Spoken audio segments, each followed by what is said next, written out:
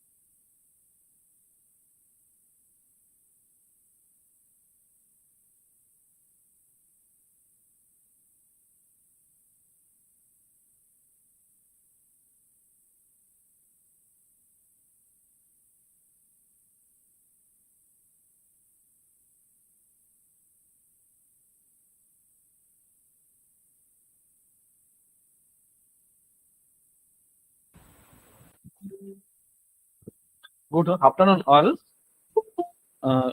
Sir, may I start the session? Sir, are you Hello. there, sir? Sir? Vinod, sir? हाँ sir नमस्ते. May I start the session, sir? Yes sir, yes.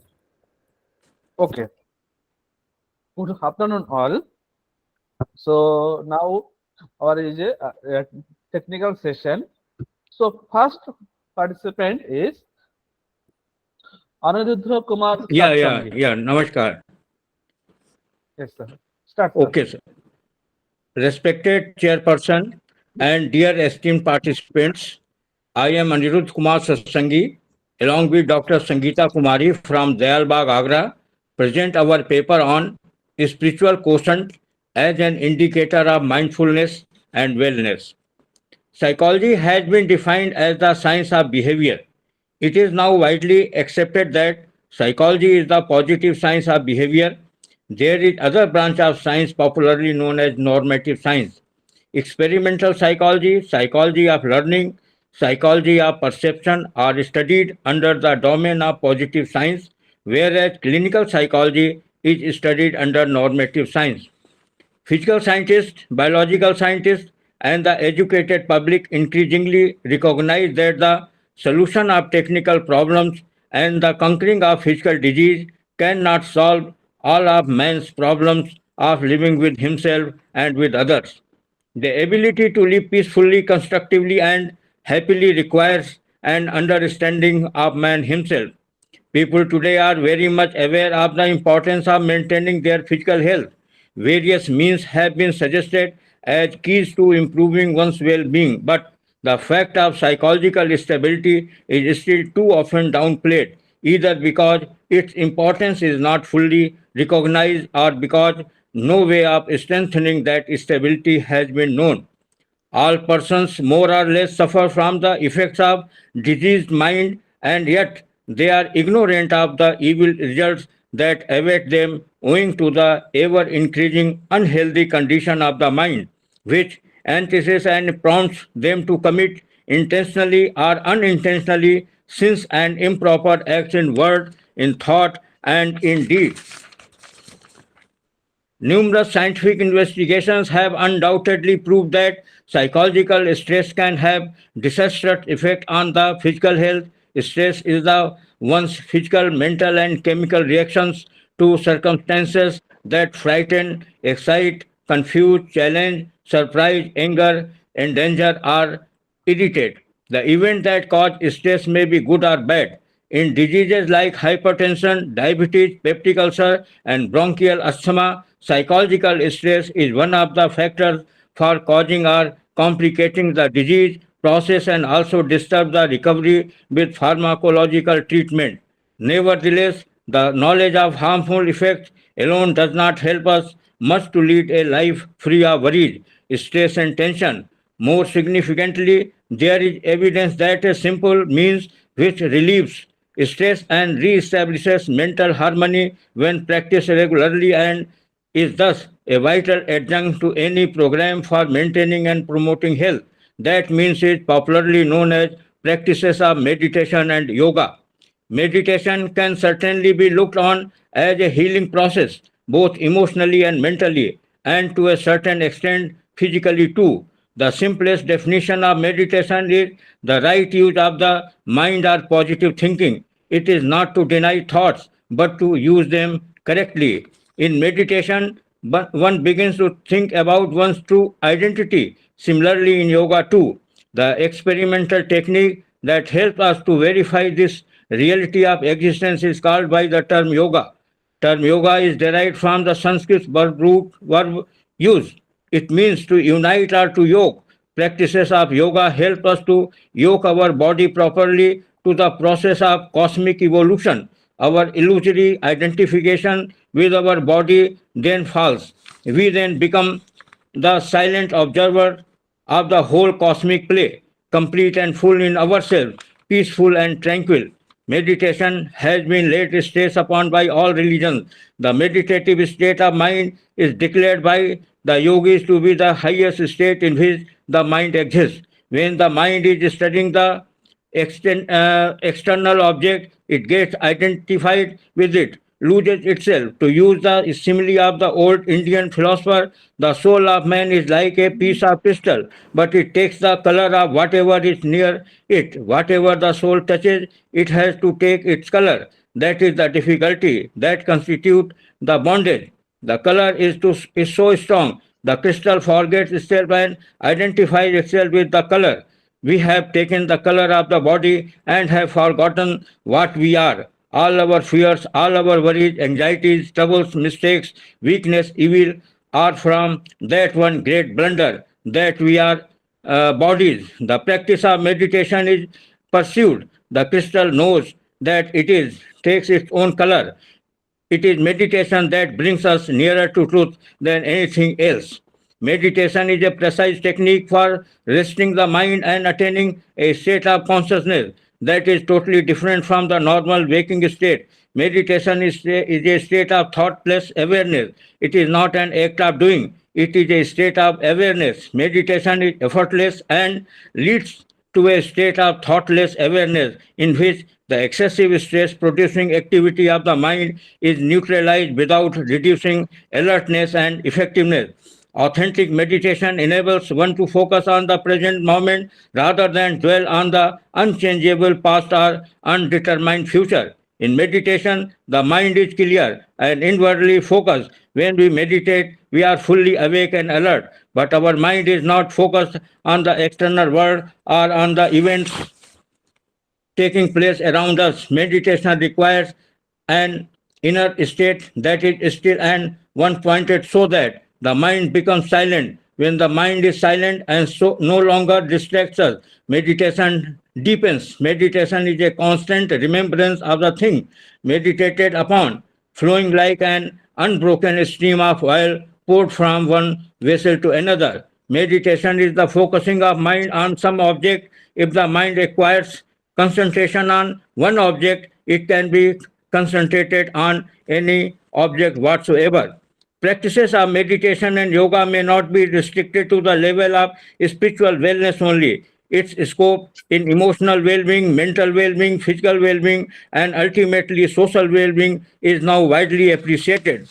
Our day-to-day demands are increasing, but the sources stand where they were earlier. In this fast race of longings and wishes, man feels exhausted and helpless. He is in a fix what to do and what not. All these conditions put extra burden on one's mental concept and one feels depressed. Thus, stress, physical stress, social stress, economic stress, political stress, mental stress, etc., is increasing at an alarming pace and leads to cultural downfall and self-help approach, and the man finds no solution to overcome it. We may think about practice of meditation and yoga to overcome these problems. Through the practical knowledge of meditation and yogic practices, an individual can decrease the degree of effect of emotional tension. By practicing yogic activities, an individual's attention is diverted towards inner direction, which promotes one's concentration, leading to psychological stability and thereby contributing to one's health.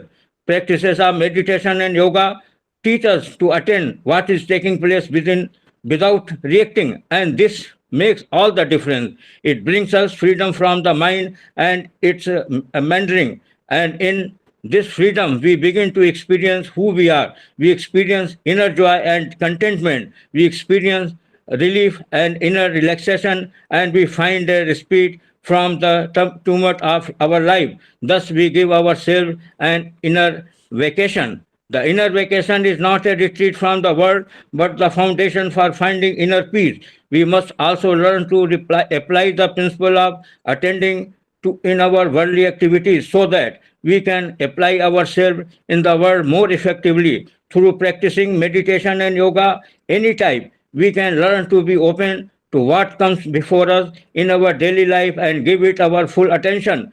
The fifth revered leader of Radha Swami Faith, Sir Sahib Ji Maharaj, have termed this state of being as bitter worldliness. In this way, practices of meditation and yoga are very therapeutic. These practices not only lead us to inner balance and stability, but also expose our inner complexes, our immaturity, our unproductive reflexes and habits. Instead of living in these complexes and habits and acting them out, they are brought to our awareness and we can give them our full attention. Only then will they clear. Practices of meditation and yoga enhance spiritual quotient. Like intelligence quotient formulated by Wilhelm Stern, I have discovered a mathematical relationship for spiritual quotient as a ratio of parasympathetic dominance to sympathetic dominance. Parasympathetic nervous system and sympathetic nervous system are two parts of the autonomic nervous system, which is largely under hypothalamic control. In human anatomy, hypothalamus is situated very closely to sixth chakra or Agya chakra. During practice of meditation and yoga at this chakra and even during stress, these centers are either activated or inhibited. Since they are physiological parameters, they can be tested and verified empirically in laboratory conditions. Now, according to the formula developed by me, spiritual quotient can be written as SQ is equal to PD upon SD, where SQ is spiritual quotient, PD parasympathetic dominance, and SD sympathetic dominance. So, according to this formula, if the value of SQ comes greater than 1, it can be assumed that the person is moving towards self-realization. And if the value of SQ comes lesser than 1, it can be predicted that the person is living under stressful condition. And if the value comes 0, it is suggestive of a peaceful and calm state. It was a great moment for me when I received this the comments of Dr. Asha Bhatnagar, Professor and Head Department of Educational Psychology, NCERT. This has reference to your letter dated February 15, 2001. Your suggestion of arriving at a quotient based on a ratio of parasympathetic to sympathetic dominance seems to be good, but it only partially explains the spirituality of a person. It is obvious from the letter of Dr. Bhatnagar that the mathematical formula of spiritual quotient suggested by me is valid for further empirical studies in the area of spiritual science. Thank you. Thank you, sir. Can you say something after, sir? Yes, sir. Can you say yes something or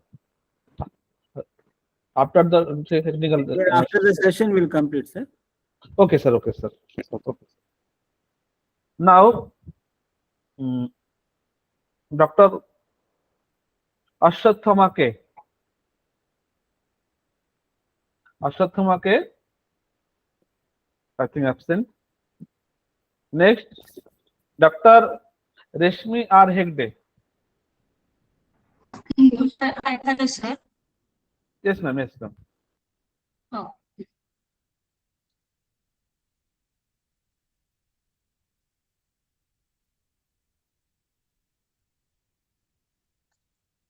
Sir, the slide is visible, sir. No, ma'am. No, ma'am.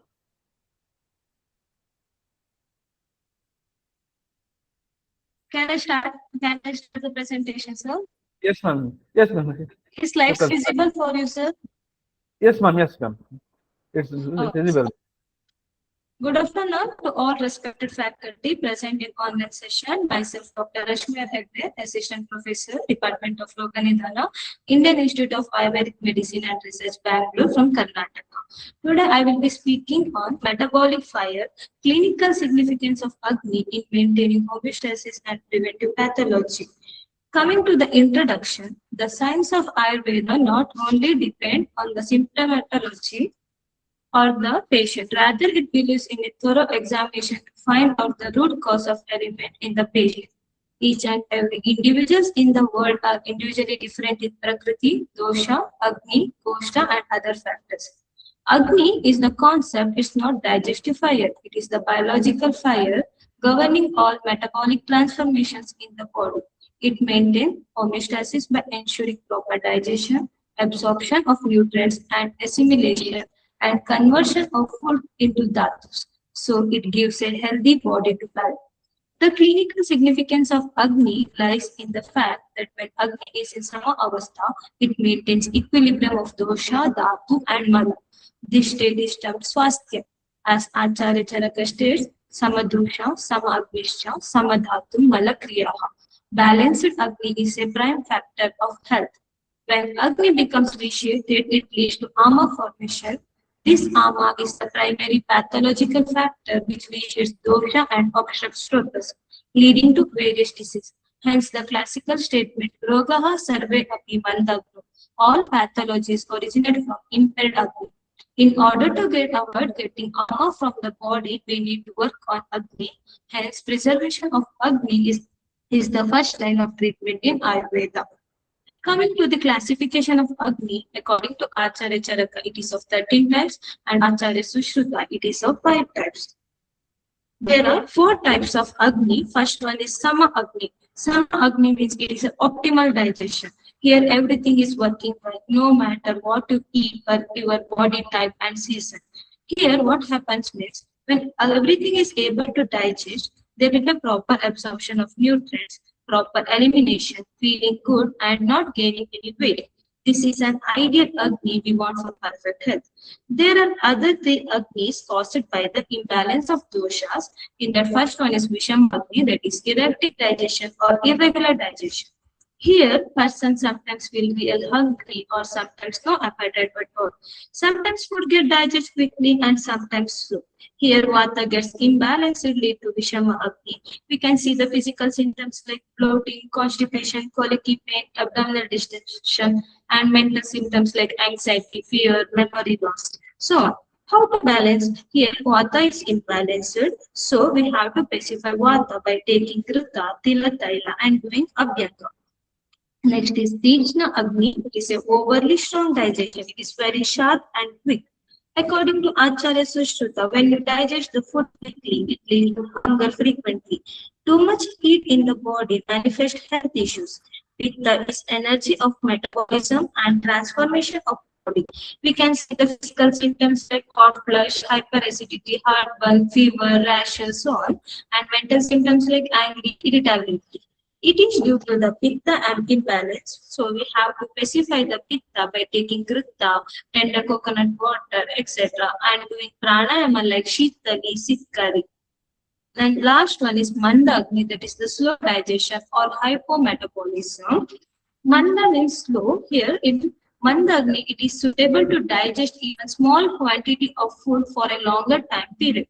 In this condition, just drinking water with no food for 5 days, there will be a cutting calories, but there will be a gain weight. We can see the physical symptoms like frequent cold, cough, allergies, weight gain, hypertension, diabetes, heaviness in the stomach, and so on. And it is due to the kapha imbalance. Here, person will crave for hot beverages, sharp and spicy food, and doing Surya Namaskara, yoga, exercise, kapha will get pacified. Here, all of Agni is affected by the diet and the lifestyle.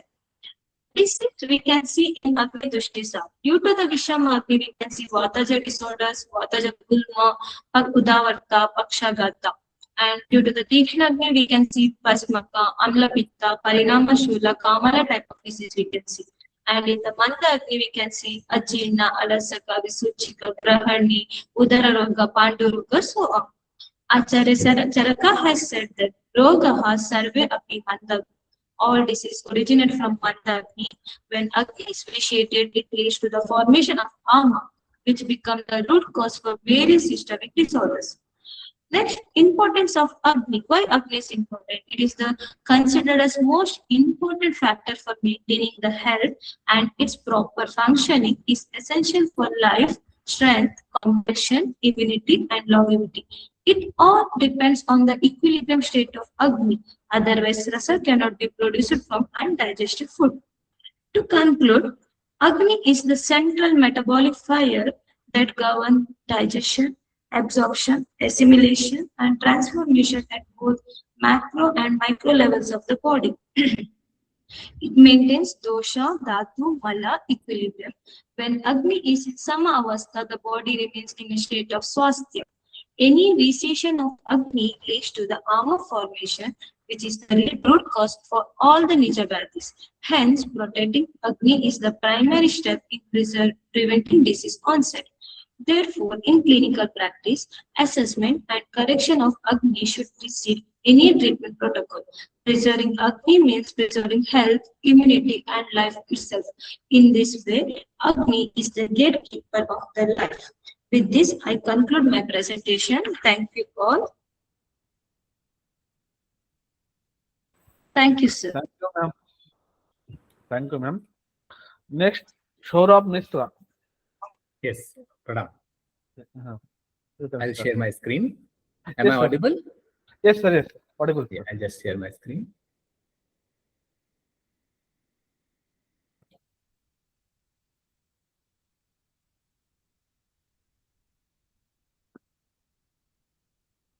Okay, is my screen visible? Yes, sir. Yes, sir. It's visible. Is it? Okay. Okay, Pranam to everyone. I'll begin with Gayatri Mantra. Om Bhurvah Swaha Tatsaviturvarenyam Bhargo Devasya Dhimahi Dhiyo Yo Nah Prachodaya. Pranam. So my topic for today's talk is philosophical guidance from Yagyagni, fire of Yagya, for health and disease prevention. Well, the moment we hear the word Yagya, the very first thing that comes to mind is the fire ceremony, in which we light a fire, we chant some mantras, and we put some oblations of some havan samagri or something. Yagya is much more than that. The main concept of Yagya, that's what we will first discuss, and then the philosophical guidance will discuss. Yagya and Gayatri are one of the paramount tenets of Indian culture, and Yagya, this is under the subtle guidance of my spiritual guide. Yagya means satkarma, righteous deeds, all kinds of deeds that help us in living in harmony with ourselves and our surroundings, and inculcating righteous virtues can be considered under Yagya. This entire cosmos, a Yagya is going on. So what is righteous deeds? It means nishkam, karma, kartavya and duty. At each phase of life, for every person, what is that nishkam karma? That is Yagya. How it is done? It's done through Dev Pujan, Dan, Sagatikara. Now, Dev Pujan is worshipping the deities. Now, what are the definitions? So, Acharya Shri tells Pandit Srinath Sharma Acharya that Dev deity is a collect. Actually, it symbolizes symbolizes a collection of virtues. What kind of virtues? Virtues again, which can help us in living in harmony in all the situations. So, worshipping those virtues means identifying their importance and trying to imbibe them within our own self so that we can become representatives of the deity. Dan, everybody knows, selfless service, and Sangatikaran, meaning motivating everybody, bringing everybody together for these things, Dev Pujan and Dan. That's what is Yagya. How is Yagya done? Entire cosmos, Yagya is going on. Like how? Like if you see, sun, from sun's heat, from sea, water evaporates, clouds are made, rain is there, and again goes back to sea through the rivers. So entire Yagya is going on. There are two types of Yagya that Acharya Shri tells, that is Vipadvarnaya and Yagyarthaya. Vipadvarnaya means helping somebody, that is a physical service, basically helping somebody in times of need. And now what is, this is Yagyarthaya. Yagyarthaya means giving such inspiration by which a person can be elevated to higher states of personality, and so the entire life is transformed. And this Yagyarthaya is supposed to be 1,000 times better than Vipadvarnaya. Okay. Now, how to remember all these things? How to motivate ourselves continuously to to know about these virtues and to imbibe them? So, for this, we say that the Yagya is a very this fire ceremony of Yagya is a very innovative technological innovation of our rishis. This fire ceremony of Yagya. How? This is sages rishi. That is the Yagya, the fire ceremony. The full Yagya or a deep Yagya where you just light a lamp.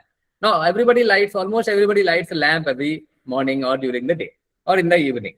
Now, what what can we actually learn by that fire, by that flame that is there in the yag or in the yag? So that's what is important. The feeling or the emotional contemplation of the teachings of this yag, that is what is important. That's what we will be discussing. Acharya tells there are 6 basic teachings, philosophical teachings of Yajñagni, which can help us if we repeat that every time we make an oblation in the yajna fire, if we repeat that, or every time we see a lamp, if we can repeat those, we can literally transform our life slowly and move from Manav to Mahamanav to Devmanav. What are those? The first one, whenever fire burns, if you see here, there is a flame. Whenever it burns, there is light. Light, what means in spiritual context, it means Gyan, righteous knowledge, Atma Gyan, Tamsoma Jyotirgamaya, take us from darkness to light. It helps in the resolution of internal problems, eradication of vices, development of virtuous tendencies, and that perfectly aligns with our title of Yajna Fire for Health and Disease Prevention. Person learns to distinguish between right and wrong. What is the utility of Gyan? What is the utility of knowledge? To distinguish between right and wrong. And another utility of knowledge is to adopt the right thing. First distinguish, adopt the right thing. So this, when it applied to the health and disease prevention, it empowers individuals to have discerning intellect. It may evaluate their lifestyle choices. That's the basic problem. Most of the diseases today are lifestyle diseases. So critically evaluate the lifestyle choices, differentiate between wholesome habits and harmful practices, and commit to actions that promote vitality. Heat and warmth are produced. Number 2, second philosophical teaching is heat and warmth are produced whenever there is fire. Heat is produced. What does heat mean? It means action, because heat is produced by friction. So righteous action till the very last breath. It signifies continuous diligent endeavors of progress of the self and the society. So from health and disease prevention, truly healthy life relies on the individual acting on karma yogi, committed to physical vitality, tireless, selfless service. Next, number 3, whenever fire burns, its flame, if you see, always move up, always moves up, always moves up. What does that mean? It signifies our emotions, thoughts, actions, belief, faith must be supreme, righteous, virtuous, and pristine. That's what it means. So from health disease perspective, human actions, emotions, and thoughts must remain continuously elevated and pure to ensure strong mental health. And humanity must resist descending into negative or unhealthy coping mechanisms when confronted with stress or illness. That's what a third thing is there. Fourth philosophical teaching is whatever is offered in the fire is converted to fire. Whatever is offered in the fire. Now, what does that mean? This means whatever virtues fire has, those it transmits to whatever comes near it. Acquires the virtues and ideals of the fire, whatever comes here. Followers must disseminate righteous virtues, so we must disseminate righteous virtues to all and everybody, ideas and tendencies. And practical, and next thing is whatever is brought to the fire, it makes it fire. Meaning it practices universal equality. From health and disease prevention point of view, a practitioner must embrace the ethos of Atmavas Sarvbhuteshu, seeing the same Atma in everybody, perceiving the same universal consciousness in all the beings, and individuals can dismantle harmful societal stressors and actively promote virtuous, health-enhancing tendencies by treating all beings as their own self. Very strong foundation for health and disease prevention. Number 5 and 6 are together. Number 5 is yajna fire doesn't store the things offered in it. Whatever is put, and number 6 is it generously evaporates, sublimates everything for the use, welfare, and nurturing of the entire nature of cosmos. So this, what is the for a human being, what is the message? That is, we should not accumulate more than our basic need, Once those are fulfilled, whatever extra we have, we should distribute it for the upliftment of the masses, so that everybody can rise together. Help promoting paradigms of mindful consumption and non-accumulation, directly countering modern crisis of overindulgence and metabolic disorders. These final 2 principles are paramount for achieving enduring physical balance and preserving disease of excess. Most of the problems today are diseases of excess, as we know. Most of the lifestyle disorders. So we should remember, if we remember that these teachings, so whenever we put Haman Samagri in the yajna or fire yajna, Swaha, or whenever we make oblations of feeling in the lamp that we light every day, the diya, we should remember these things in our mind, so that slowly and slowly they become a part of our psyche and can elevate us in every situation and make us from Manav to Mahamanav. So Acharya Shri tells, by embracing teachings like enlightenment, diligent service, ethical elevation, equality, and selfless sharing, humanity can awaken its inherent divinity, and this can facilitate a paradigm shift towards a yajji jivan, a lifestyle of balanced living and proactive wellness, resolving modern global health crisis. If these 6 teachings are imbibed in the nature and conduct, then these would lead to creation of a new righteous society and heavenly condition on the earth, global peace and well-being. Manushya mein devatva ka uday aur dharti pe swarg ka avtaran, Acharya Shri tells us that can happen if we are able to imbibe these 6 teachings in our life. So thank you for listening, and I would be glad to answer any questions. This is a small presentation here, QR code, which you can download. This basically tells the two pillars of Indian knowledge system, Gayatri and Yagya, and gives their philosophical and scientific foundations in this presentation. If we have time, I can just show you one last slide of one of the applications of, like we were listening in the first session about Garbhadhan and Garbhosav and Sanskar. This is one of our initial findings on a single case study where, just a second, I'll just make it bigger. Yeah, where we have compiled a single case study of a child that was guided. See, in our culture, the Yagya is an integral part. There are Shodash Sanskar, 16 Sanskars, and each Sanskar Yagya is done. So at the very beginning, in the Garbhosav Sanskar, what is done that when the child is in the womb, then Garbhosav Sanskar is done, and then continuously Vada Sanskar. So in that, whatever righteous messages are given to the pregnant woman and the family members, and then continuously after that, as per Indian knowledge system, the guidance given, this is an outcome of one of the babies. If you see it on the x-axis is our month from 0 to 24 months, and on the y-axis we have the number of numbers which actually represent the milestones of a baby. This we have taken from cdc.gov, which is the US government website, Center for Disease Control. And you see the green bars are for a normal baby. So whatever milestones the normal baby does in 12 months to 24 months, this Garbhosav child, the pink bar, has attained before 12 months. This is very interesting for us, and the same thing happens to other language milestones, movement, physical milestones, social emotional milestones. This has shown that Yagi Jeevan, Yagi lifestyle, Yagi concepts have actually contributed to giving a new and very profound future generation to us. Thank you so much. Any questions? I will be glad to. Thank you, sir. Thank you. Now next, Dr. Alka Mishra. Yes, sir. Am I audible? Yes, ma'am. Yes, ma'am.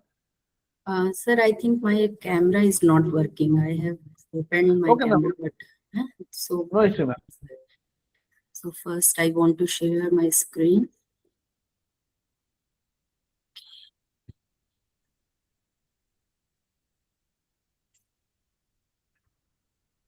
So my screen is visible. Yes, ma'am.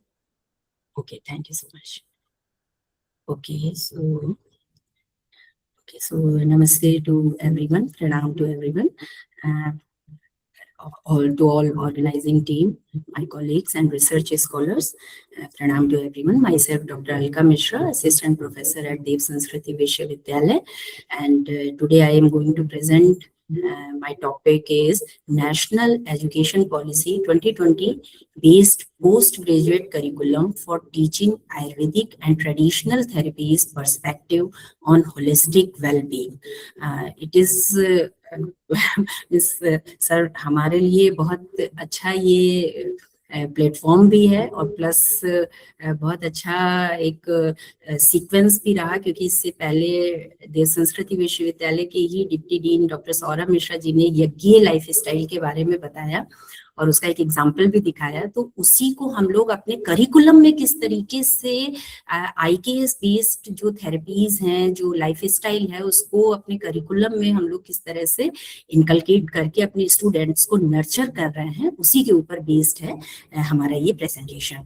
तो सबसे पहले under the subtle guidance of my spiritual guru Pandit Shri Ram Sharma Acharya and Vandaniya Mata ji, I am going to start my presentation. So sir, सबको पता है कि ये national education policy बहुत ज्यादा फोकस करती है इंडियन नॉलेज सिस्टम पर, और स्पेशली हायर एजुकेशन में इसको किस तरीके से इनबिल्ट किया जाए ताकि बच्चों के अंदर, स्टूडेंट्स के अंदर एक मॉरल वैल्यूज के साथ स्पिरिचुअल क्वालिटीज और प्लस रिसर्च माइंडसेट, इन चीजों को रिसर्च के साथ, एविडेंस बेस्ड रिसोर्सेज के साथ किस तरह से हमारे भावी जो पीढ़ी है, जनरेशन है, वो इसको यूज कर सके, ना कि केवल एक सिंपल हियर एंड से वाली बात ना हो करके मिथ जो मानने लगे हैं वो चीज ना हो करके रिसर्च आउटकम के साथ में हमारे स्टूडेंट्स, हमारी नेक्स्ट जनरेशन किस तरीके से इसको कर सकती है। तो उसी के लिए ये वाला प्रोग्राम स्टार्ट किया गया है, 2 year post graduate programme. Sir, my slide is visible or not? think. Yes, ma'am. Visible, ma'am. हाँ, visible, but it was not okay. Okay, ma'am. You can say one by one, ma'am. हाँ एक एक करके मैंने sir, वो hang हो गया था सर, इसलिए। ठीक है, कोई बात नहीं। हाँ जी सर। सो नेक्स्ट, ये आईकेएस बेस्ड हम लोग बात कर रहे थे, जैसा कि एनईपी 2020 बहुत ज्यादा फोकस करता है आईकेएस पर, ताकि बच्चों के अंदर, स्टूडेंट्स के अंदर problem solving capabilities, cultural identity and national pride उनके अंदर डेवलप हो सके, और साथ ही में वो अपने, जैसा कि आयुर्वेद भी हमारा कहता है, शरीर, मन और आत्मा त्रिदंड, शरीर आयु की डेफिनेशन ही आयुर्वेद में बताई गई है, शरीरेंद्रिय सत्वात्म संयोगोधारी जीवितम नित्यगश चानुबंधश्च परैरायु रुच्यते। तो उस चीज को ध्यान में रखते हुए एक होलिस्टिक डेवलपमेंट किस तरह से हम लोग स्टूडेंट्स का कर सकते हैं, उसके ऊपर हमारी एनईपी 2020 भी फोकस करती है। तो उसी के लिए ये जो प्रोग्राम यहाँ पे डेवलप किया गया है, जिसके ऊपर हम लोगों का प्रेजेंटेशन है, masters in indigenous and traditional therapies. ये पूरा comprehensive 2 year post graduate degree programme है, जो कि outcome based education and choice based credit system पर बेस्ड है।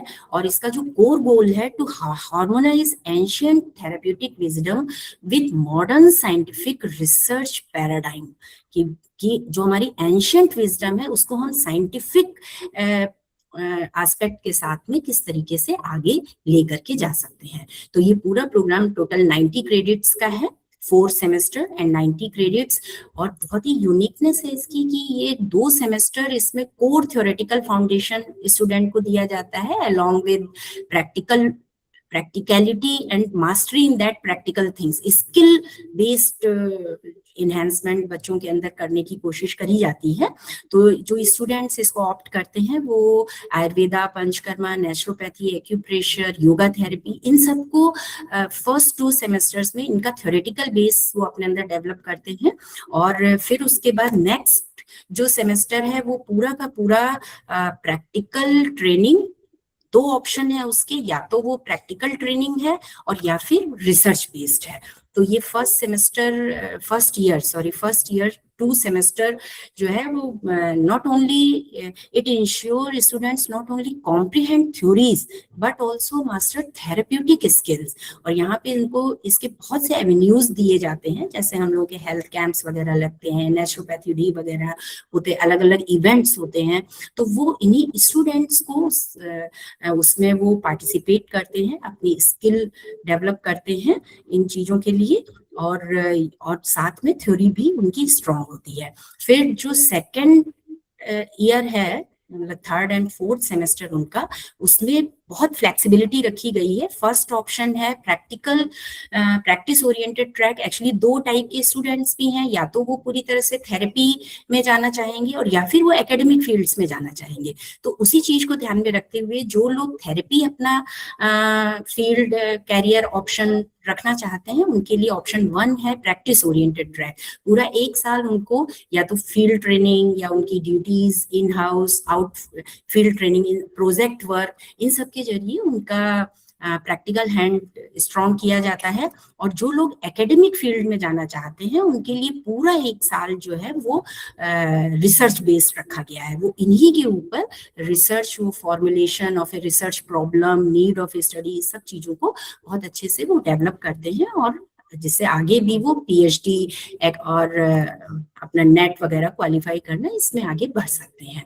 तो इसका जो असेसमेंट स्ट्रेटेजी है, assessment strategy utilizes an outcome based education model, OBE model, जो कि फॉर्मेटिव और समेटिव असेसमेंट के ऊपर डिवाइड करा गया है। 40:60 रेशियो, 40% फॉर्मेटिव असेसमेंट की धीरे धीरे बच्चे का फॉर्मेशन हो रहा है, और 60% समेटिव असेसमेंट जो कि एंड टर्म एग्जाम के रूप में कंडक्ट किया जाता है।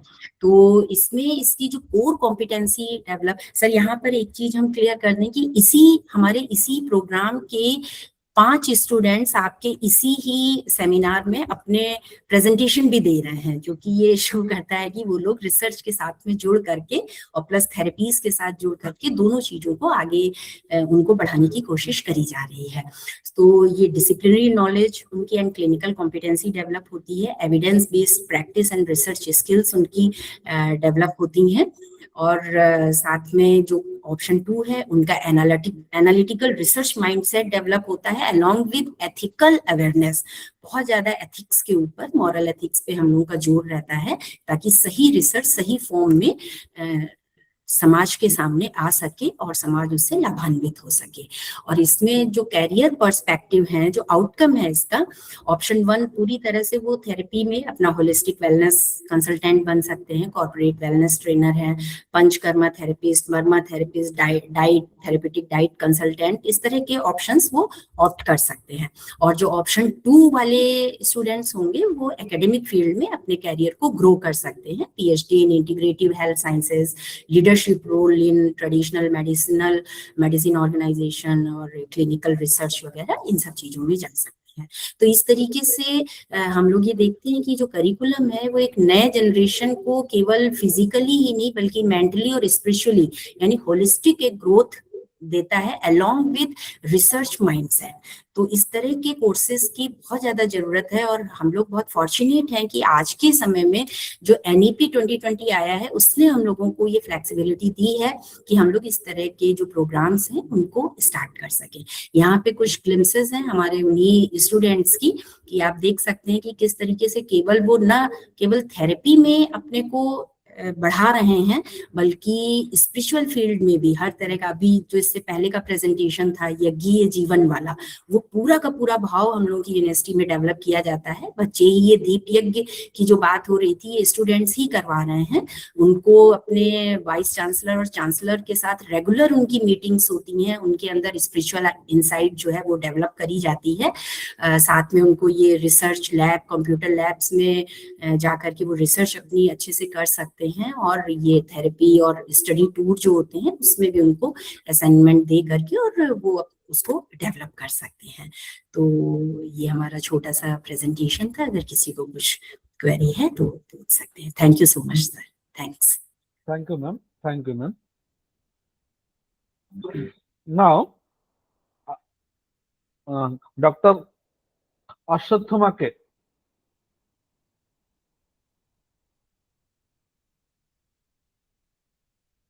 Dr. Ashwathama K.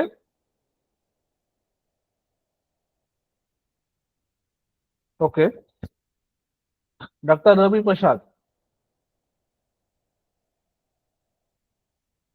Dr. Ravi Prasad.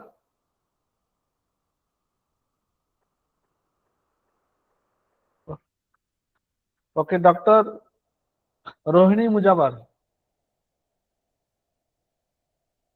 Rohini Mujabar.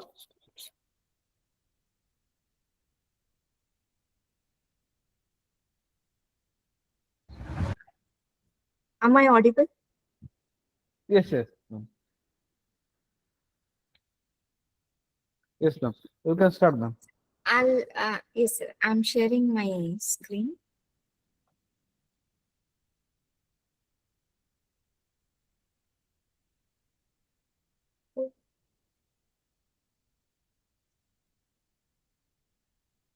Sir, it is visible.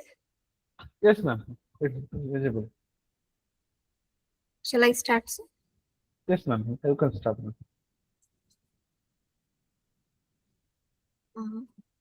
Respected dignitaries, good afternoon to everyone. Myself, Dr. Rohin Mujabar, Assistant Professor, Department of Rachana Sharira, working in SMBVS RKM EMCH, Vijaypura, Karnataka. The title of my topic is Kavalagandusha in Oral Health, Understanding Structural and Functional Dimensions.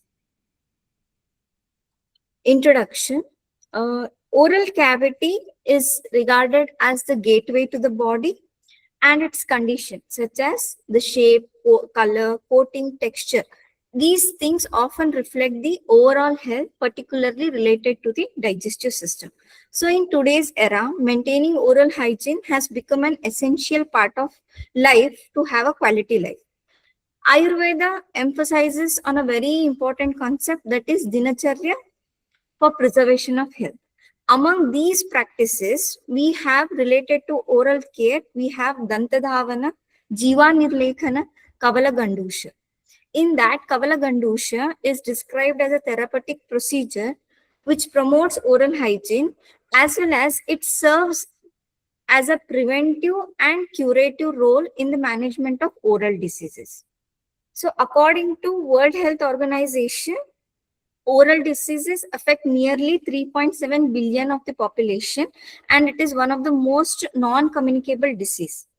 And even a recent analysis from Global Burden of Disease 2021 study reported that approximately 3.69 billion people were affected by the oral diseases. So, next. The aims and objectives of my paper is to evaluate the role of Kavala Gandusha in maintaining oral health through its anatomical and physiological effects. Objectives: to analyze the anatomical structures of the oral cavity involved in Kavala Gandusha and its relevance in maintaining oral hygiene. The materials used were Ayurveda classical textbooks with Sanskrit and Hindi commentary. Along with that, the modern relevant textbooks, as well as some points were taken from journal articles and web materials. Now, coming to the main concept, that is Kavala and Gandusha, as Acharyas have mentioned, it under the Dinacharya. So, Acharya Vagbhata mentions as Asancharyo Mukhe Purne Gandushaha Anyato Kavalaha. So, in Gandusha, we holding of the medicated or non-medicated liquid up to in the mouth to the full capacity without movement inside the oral cavity. But in Kavala, we find there is easy movement of the medicated liquid material or non-medicated material from one side to another side, that is swishing.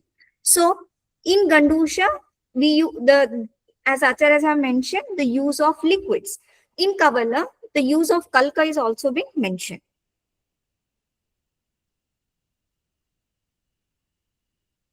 The procedure.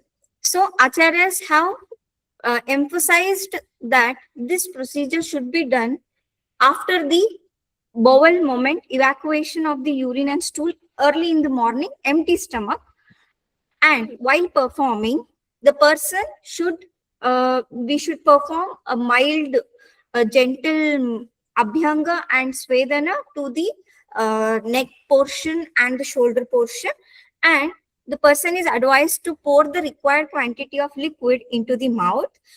He should not swallow the liquid and raise the face so that the liquid reaches up to the pharynx. And he should retain it until his appearance of secretions or watery discharge begins.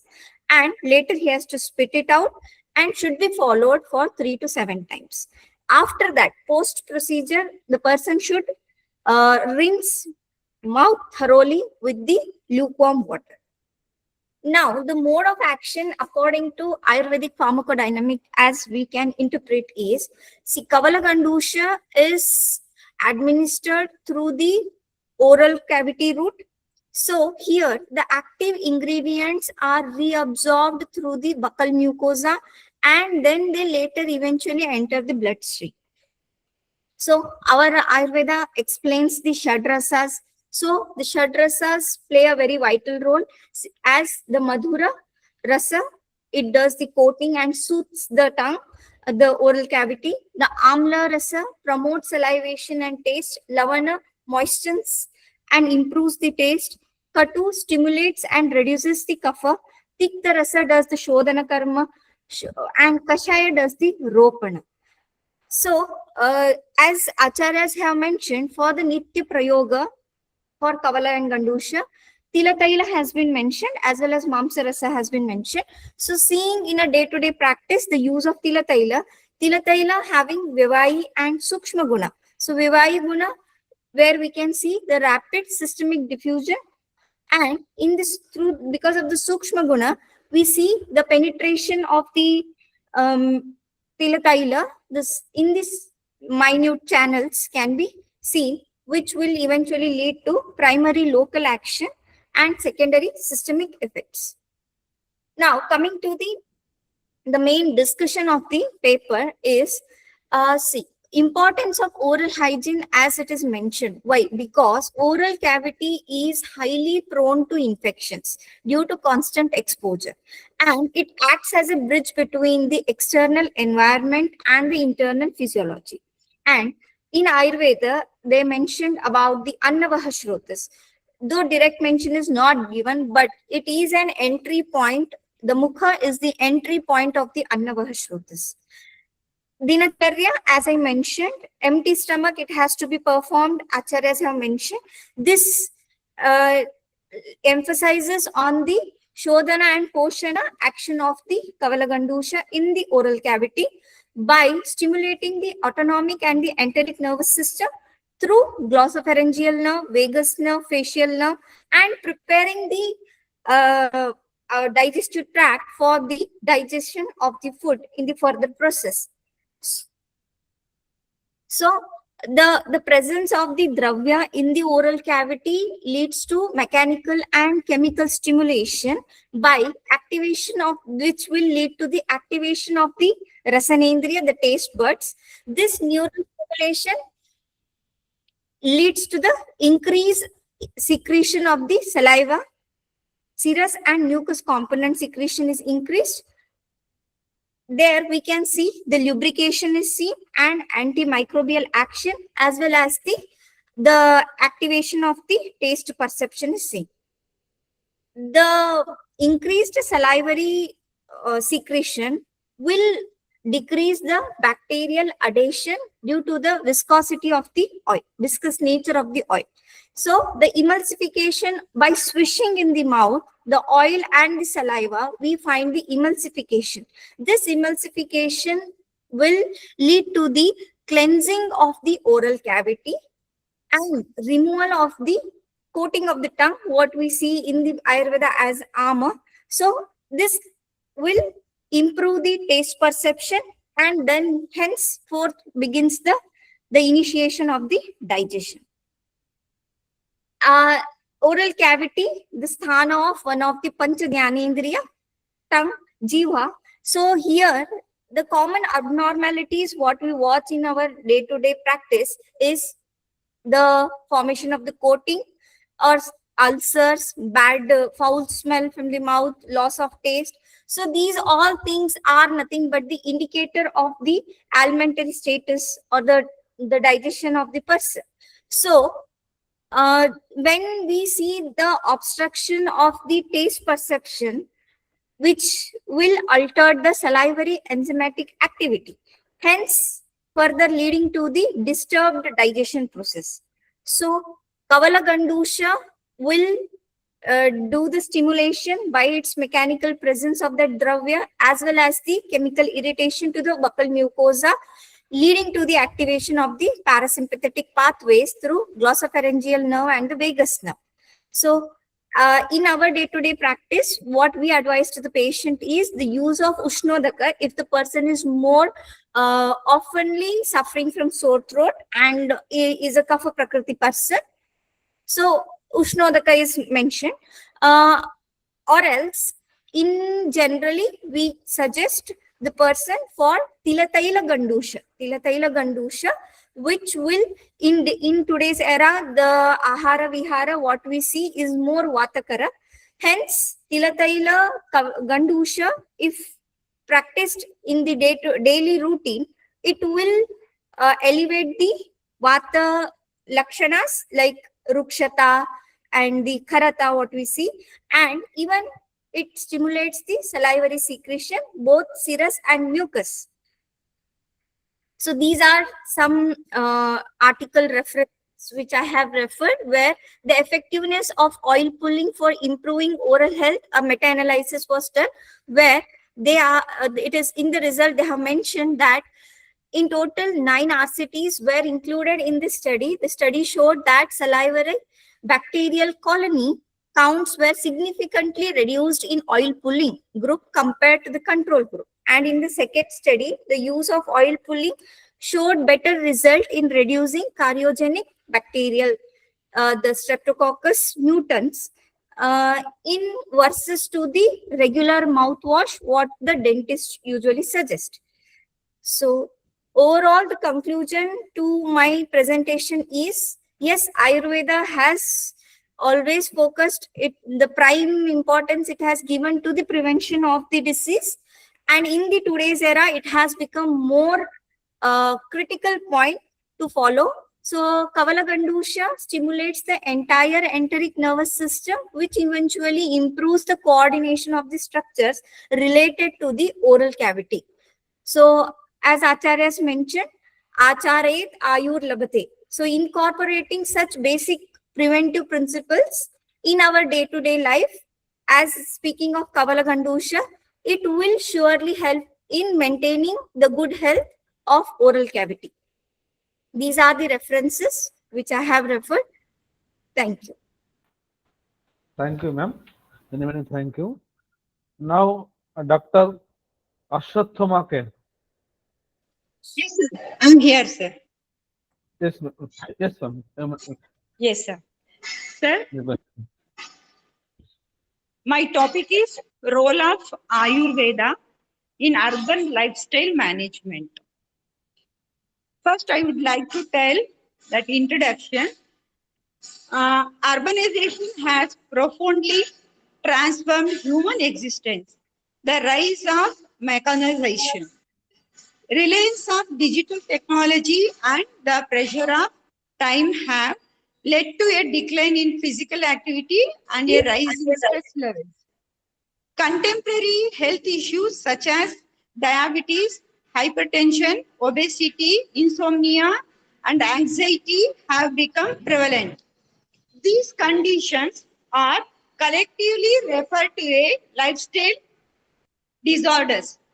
Ayurveda, the ancient Indian medical system, offers a preventive and comprehensive approach to health. It stresses the importance of maintaining equilibrium in daily routine, nutrition, and mental well-being. In contrast to modern medicine, Ayurveda not only aims to treat illness but also focuses on their prevention by addressing lifestyle habits.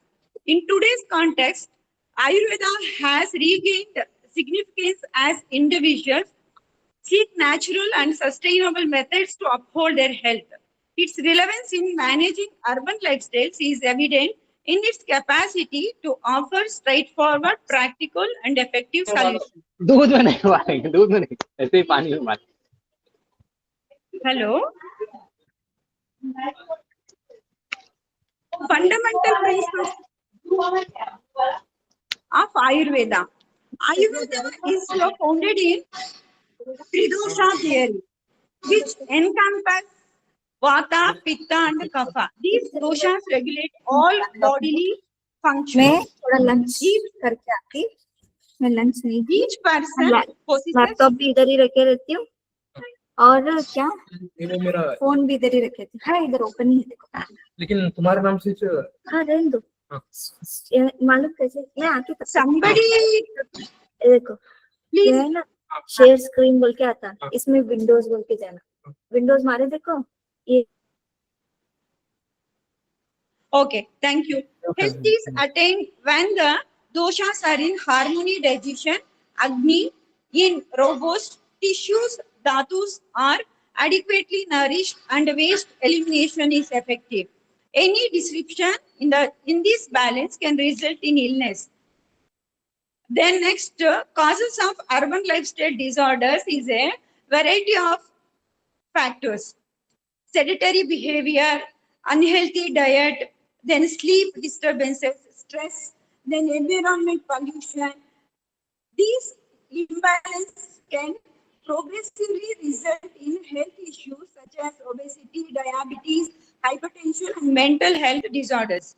Ayurvedic management strategy is a comprehensive management strategies. Dinachari and then implementing a structural daily routine enhances metabolism and mental clarity. Ritucharya, modifying habits according to seasonal changes, helps in preventing seasonal illness. Panchakarma, detoxification methods such as Vamana, Virechana, and Basti. Herbal medicine, botanicals like Ashwagandha, Triphala, Tulsi boost immunity and elevate stress. Yoga and meditation, collectively, these methods tackle both the physical and psychological dimensions of health. Next, diet and nutrition in Ayurveda. Actually, everyone knows this diet. Key dietary principles encompasses consuming warm, freshly prepared meals, steering clear of processed and junk food, upholding consistent meal schedules, engaging in mindful eating. Ayurveda further highlights the significance of food pairings and the digestive process. These guidelines are in the harmony with the contemporary nutrition science, are particularly relevant in urban settings. Next point is mental health and stress management. Mental and stress management, Ayurveda highlights the connection between the mind and body. Stress, anxiety, depression can be addressed. So, yoga and breathing techniques, a sattvic diet, lifestyle choices, sufficient sleep, and relaxation. Next, preventive health care. Preventive health care strategies encompasses daily and seasonal routines, a balanced diet, regular detoxification process, practices for mental well-being. By adhering to these guidelines, individuals can prevent chronic illness and sustain long-term health. This preventive strategy is particularly beneficial in urban environments where healthcare expenses are elevated. Next point, integration with modern healthcare. Ayurveda can be seamlessly integrated with the contemporary medicine to deliver comprehensive healthcare solutions. Integrative healthcare models are increasingly gaining traction globally. The combination of both systems has the potential to enhance patient outcomes and foster overall well-being. Relevance of contemporary urban life is one point. Ayurveda holds significant relevance in today's urban environment. It advocates for eco-friendly practices, natural remedies, and a balanced lifestyle. Corporate wellness initiatives are progressively incorporating Ayurvedic principles. Individuals who adhere to Ayurveda report enhanced health, diminished stress levels, and an improved quality of life. Its focus on the harmony between humanity and nature renders it effective in tackling modern challenges. Last conclusion, Ayurveda presents a holistic solution to disorders associated with the urban lifestyle. By prioritizing balance, prevention, natural living, it targets the underlying causes of illness. Embracing Ayurveda principles can lead to healthier and more harmonious urban lifestyle. It transcends being merely a medical system. It embodies a way of life that promotes long-term well-being. Thank you. Thank you giving the opportunities for this presentation. Thank you, sir. Thank you, ma'am. Now, MD Suhel. MD Suhel, are you here? Okay. Next, Swati Jain. Am I audible, sir? Yes, ma'am. Yes, ma'am. Sir, I'm sharing my screen. Okay, ma'am. You can share.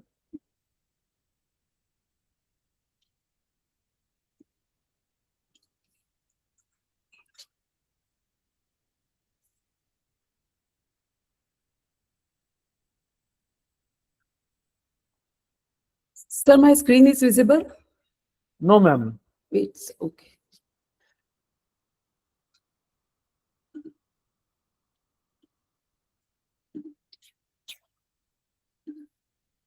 Sir, is it visible now?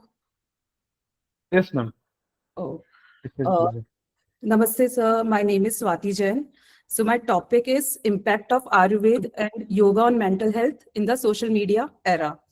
In today's fast-paced world, social media has become an integral part of human life. It is not just a source of communication, but also a major influence on our thoughts, behavior, and emotions. While social media helps in connecting people globally and sharing knowledge, its excessive use is creating serious mental health issue. People are constantly exposed to comparison, competition, and the need for validation, which leads to stress, anxiety, low self-esteem, and emotional instability. To understand this more deeply, we can look at it through the lens of Indian philosophy, which explain the mind in terms of three qualities: sattva, rajas, and tamas. Sattva represent balance, clarity, wisdom, and inner peace. Rajas represent activity, desire, and attachment. Tamas represent ignorance and confusion. In the context of social media, continuous scrolling, comparison, and desire of attention increase rajas, and which overconsumption and lack of awareness increase tamas. As a result, people experience mental disturbance such as anxiety, anger, frustration, and even depression. At the same time, sattva, which is responsible for calmness and clarity, gets reduced. This imbalance is particularly visible among the younger and middle-aged population, especially between 18 to 45 years, who are the most active user of social media. Now, to deal with this imbalance, we need a holistic approach. And this is where yoga and Ayurveda plays a significant role. Yoga, as described in the philosophy of Patanjali, aims at chitta vritti nirodha, yogaschit vritti nirodha, which means controlling the influctuation of the mind. Practices such as asana help in relaxing the body, pranayam regulates breathing and calms the nervous system, and yam and niyam guide ethical and disciplined living. Together, these practices can help in reducing stress and improving emotional stability. Similarly, Ayurveda focuses on maintaining balance in body and mind through proper diet, daily routine, and mental discipline. It identifies that wrong lifestyle, unhealthy food habits, and negative thinking patterns are major causes of mental disturbance, many of which are influenced by social media. By correcting this factor, Ayurveda helps in restoring balance and improving overall well-being. Therefore, yoga and Ayurveda together provide a natural and holistic solution to manage the negative effects of social media. So the conclusion is social media is a powerful tool, but its uncontrolled use can harm mental health. By adopting the principles of yoga and Ayurveda, we can create balance, improve mental clarity, and lead a healthier life. Thank you, sir. Thank you, ma'am. Ma'am, thank you. Now, Prabir, this is Tripura. Okay, sir. Prabir Tripura. Am I audible, sir? Yes, Am I sir. audible? Yes, sir. Okay. Yes. Okay. Good afternoon to all, respected chairpersons, Dr. Binod Kumar sir, and Dr. Subhankar sirs, other dignitaries, research scholar, dear participants. I am Prabir Tripura, a research scholar from Tripura University. I am thankful to the organizers for giving me the opportunity to present my paper. The title of my paper is Mind-Body Harmony in Yoga and Ayurveda, a philosophical analysis. In introductions, the concept of mind-body harmony has been a central theme in both philosophical and medical traditions. The paper highlighted mind-body harmony from the philosophical perspective of yoga and Ayurveda. In Indian schools of philosophy, particularly in yoga and Ayurveda, the human being is understood as an integrated unity of body, mind, and consciousness.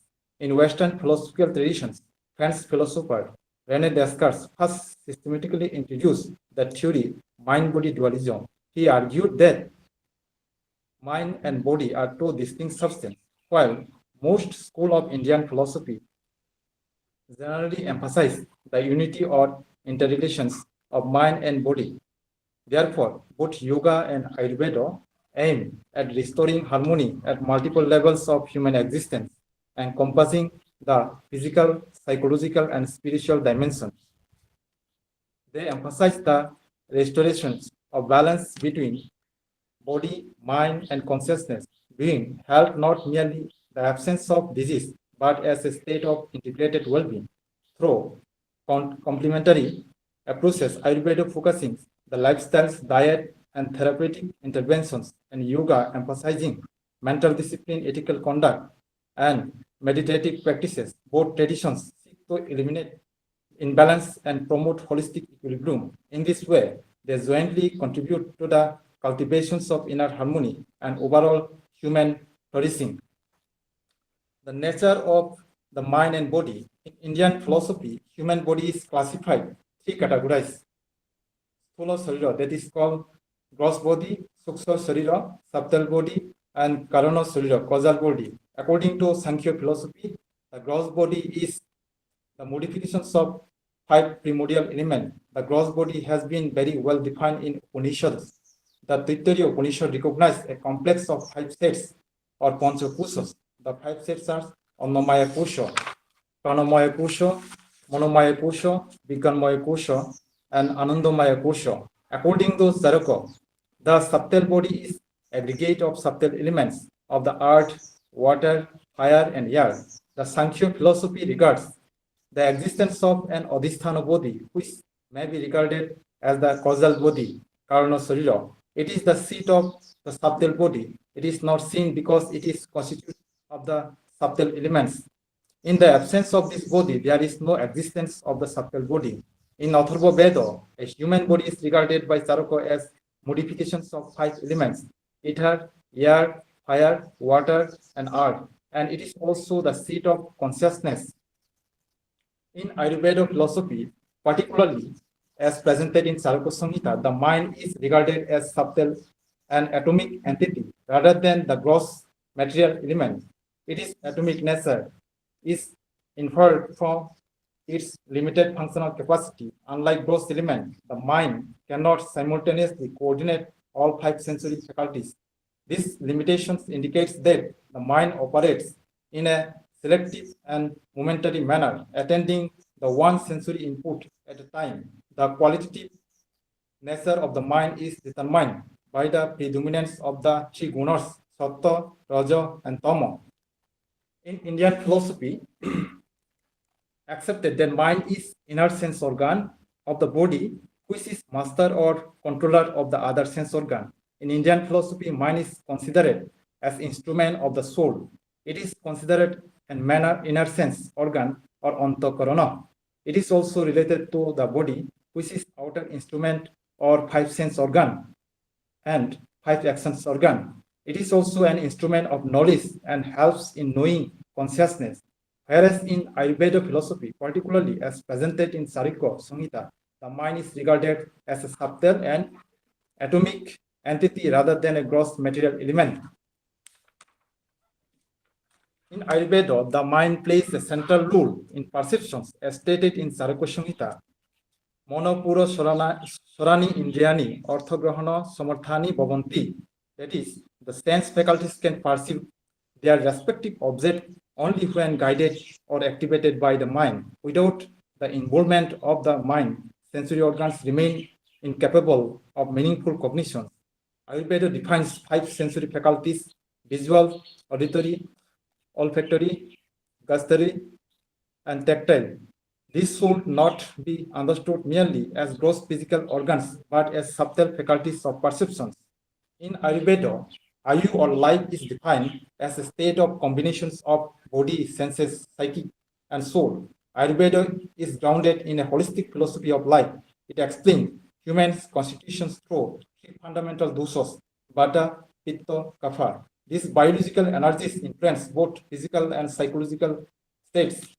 Mental health in Ayurveda is deeply connected to the theory of Triguna, Sattva, that is the quality of clarity, purity, and wisdom. Rajas, activity, desire, and restlessness.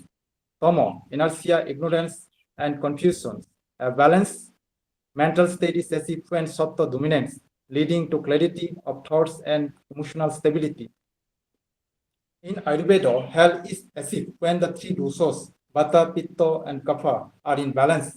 These biological energies influence both physical mental states. For example, imbalance in Vata may lead to anxiety, Pitta to anger, and Kapha to depression.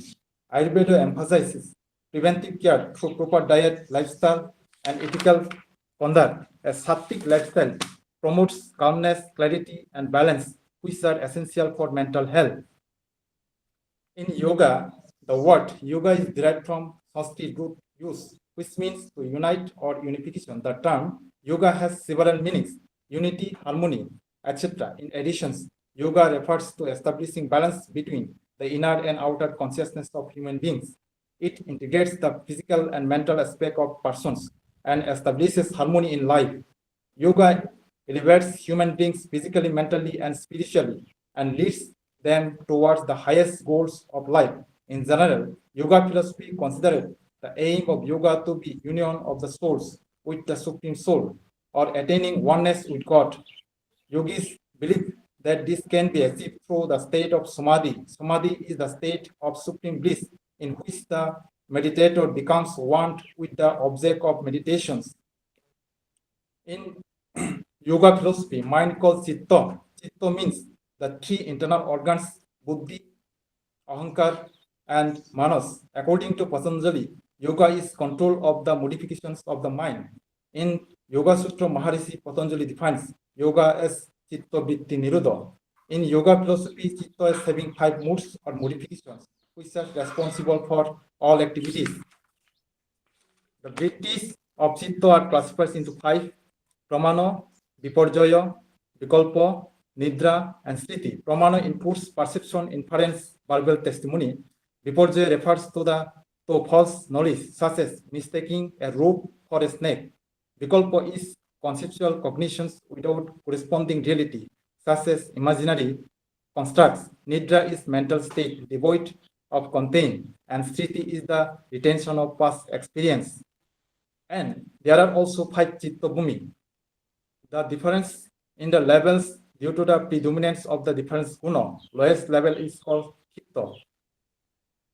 The second is called muda, and third is called vikhitta.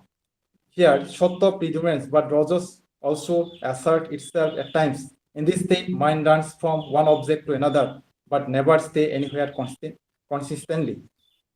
In the fourth state is ekagra, concentrated. The mind here is entirely dominated by sattva, and the rajas and tamas are served.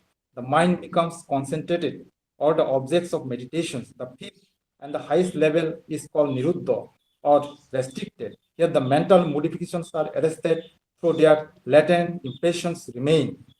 Only last 2 stages of mind are positive and helpful for meditations, and many yogic practices are designed to help one attain these states. Yoga presents a systematic path for controlling and transcending mental fluctuations. According to yogic philosophy, the mind is constantly disturbed by vrittis, which lead to suffering. Through disciplined practice, yoga gradually reduces mental disturbance and promotes emotional resilience, concentrations, and inner peace. In yoga philosophy, based on Sankhya philosophy, presently personality is explained on the basis of the 3 gunas of Prakriti, Sattva, Rajas, and Tamas. These 3 qualities are present in all human beings as fundamental causes of happiness, suffering, and delusions. They are the basic constitutions of nature from which the entire world is formed. The interaction of these 3 gunas leads to the formations of different types of personality. When Sattva is dominant, a person exhibits qualities such as renunciations, discriminations, contentment, forgiveness, generosity, truthfulness, love, and compassion. The mind and intellect becomes purified and balanced under sattvic predominance. In yoga philosophy, personality explained on the basis of 3 gunas. No individual possesses only one gunas independently. Rather, all 3 exist in every person. However, one guna is usually dominant, while the other remains secondary. Yoga offers systematic method for achieving mind-body harmony. According to yogic philosophy, mental disturbance arises from uncontrolled thoughts and desire. The goal of yoga is calm, disease, fluctuations of the mind. Patanjali yoga advocates Astanga yoga, emphasizing discipline, control over the body, senses, and mind.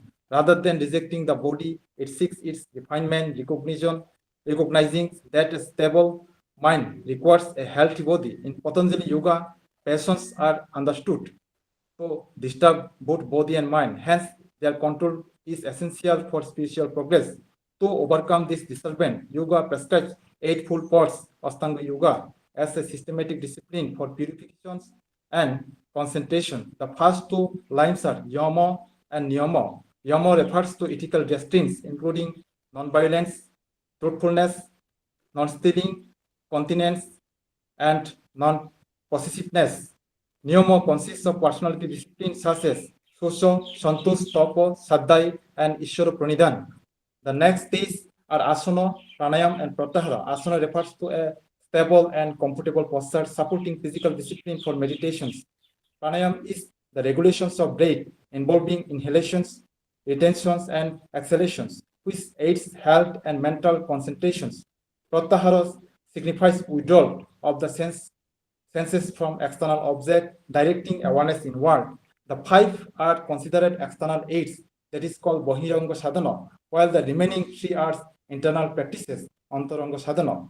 Dharana involves fixing the mind on a single object of meditation. Dhyana is continuous and uninterrupted flow of attention toward that object, and Samadhi is the state of complete absorption, in which the distinction between meditator and object dissolves. Together, these 8 states form a progressive discipline aimed at controlling mental fluctuations and attaining liberations through meditative realizations. In conclusions, yoga and Ayurveda presents a deeply integrated understanding of the body-mind relationship, emphasizing their essential unity rather than separations. In both systems, human existence is viewed as a psycho-physical continuum in which mental and bodily processes are mutually interdependent. In yoga philosophy, mind-body harmony in yoga and Ayurveda represents a timeless philosophical vision of human well-being. It interprets physical, psychological, ethical, and spiritual dimension into a single framework. In the context of modern life, where stress and mental disorder are increasingly prevalent, this holistic approach provides a meaningful alternative to fragmented models of health. By combining Ayurvedic principles with yogic practices, individuals can achieve not only mental stability but also deeper self-understanding and holistic harmony. The harmony of the mind and body is central to the philosophy of yoga and Ayurveda. Together, they offer a comprehensive approach to mental health that integrates physical, mental, and spiritual dimensions. Thank you, sir. Thank you. Thank you, sir. Mehmet. Thank you. Now, Neha Rani Saini. Neha Rani Saini. Are you here, ma'am? Yes, sir. Yes, ma'am. Pranam, Namaste. Good afternoon, everyone present over here. So my name is Neha Sani, and I'm a research scholar in the Department of Yogic Science in Sanskrit Vishwavidyalaya, Haridwar, pursuing my PhD under the guidance of Dr. Alka Mishra ma'am. So I'm sharing my presentation.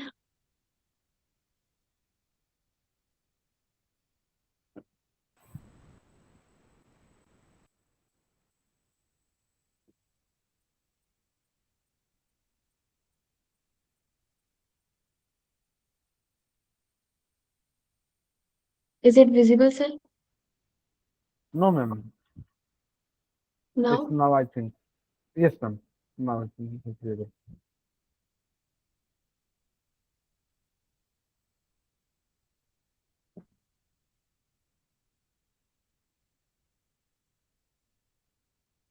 Yes, Yes, so the ma'am.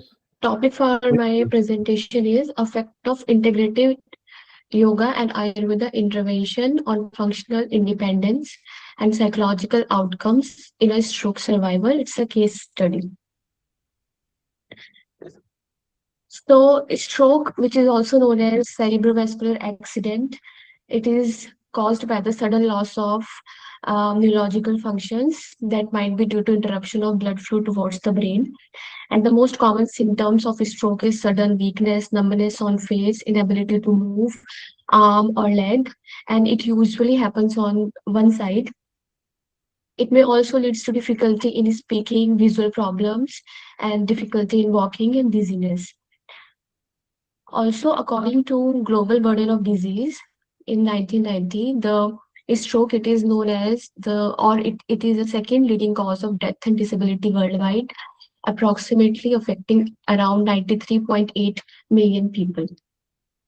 And after the stroke, a survivor has to struggle with a lot of things like physical disability that also hinders completing the daily activity task like bathing, grooming, and the person become dependent on the caregivers for day-to-day activities. It may also lead to some psychological challenges like depression, anxiety that diminishes the quality of life of a survivor, and it also interfere the stroke recovery process.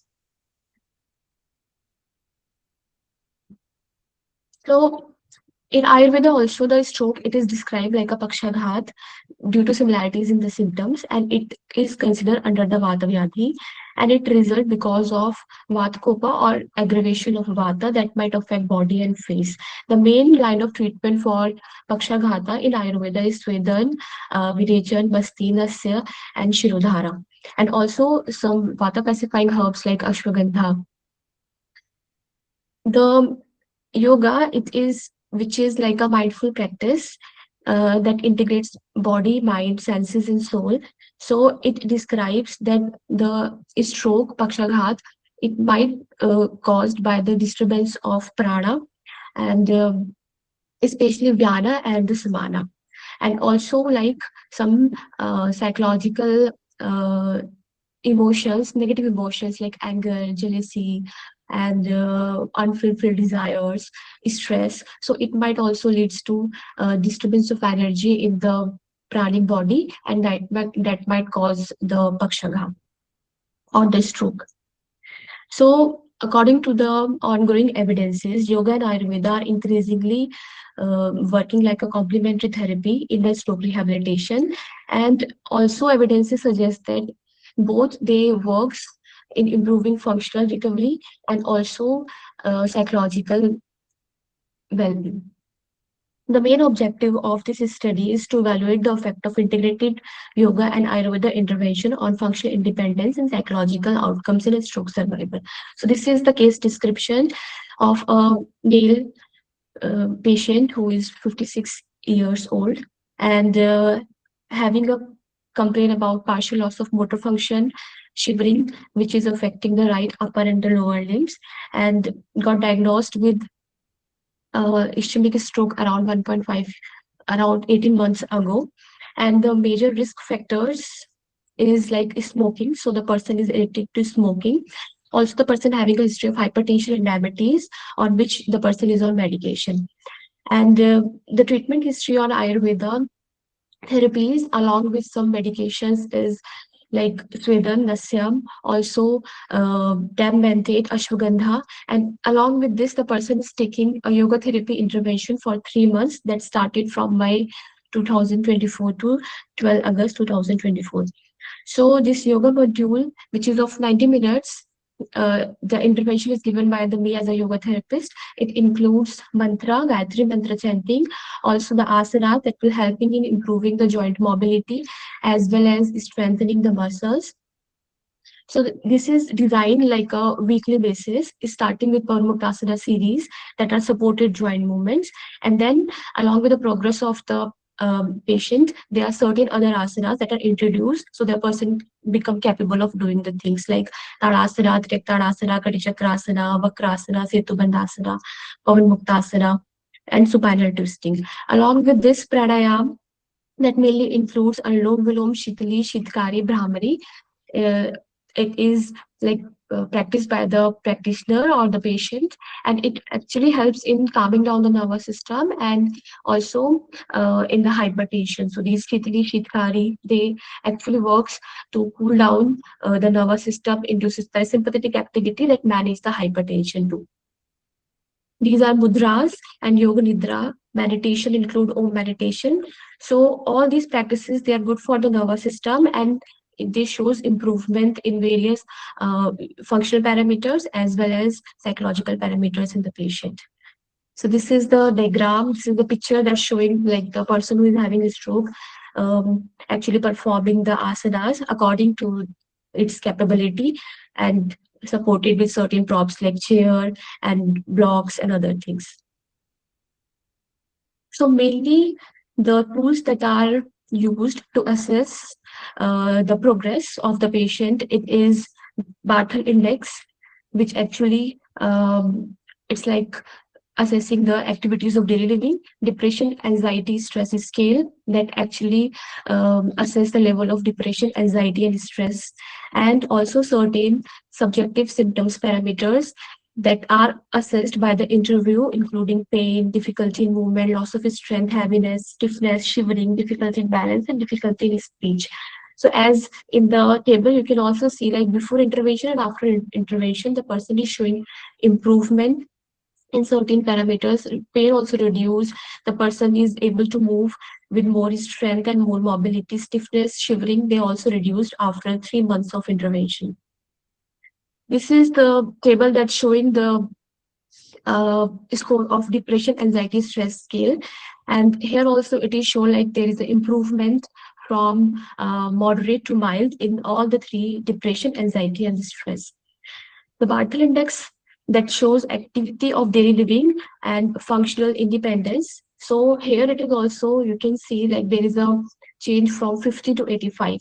So initial person is more dependent on the caregivers for the activity of daily living, and later on after the intervention, the person becomes less dependent on their caregivers. So it improves the quality of life of the person and also builds like a positive mindset and confidence in the person to do the daily activities. So this is the diagram that actually shows the key mechanism behind the result.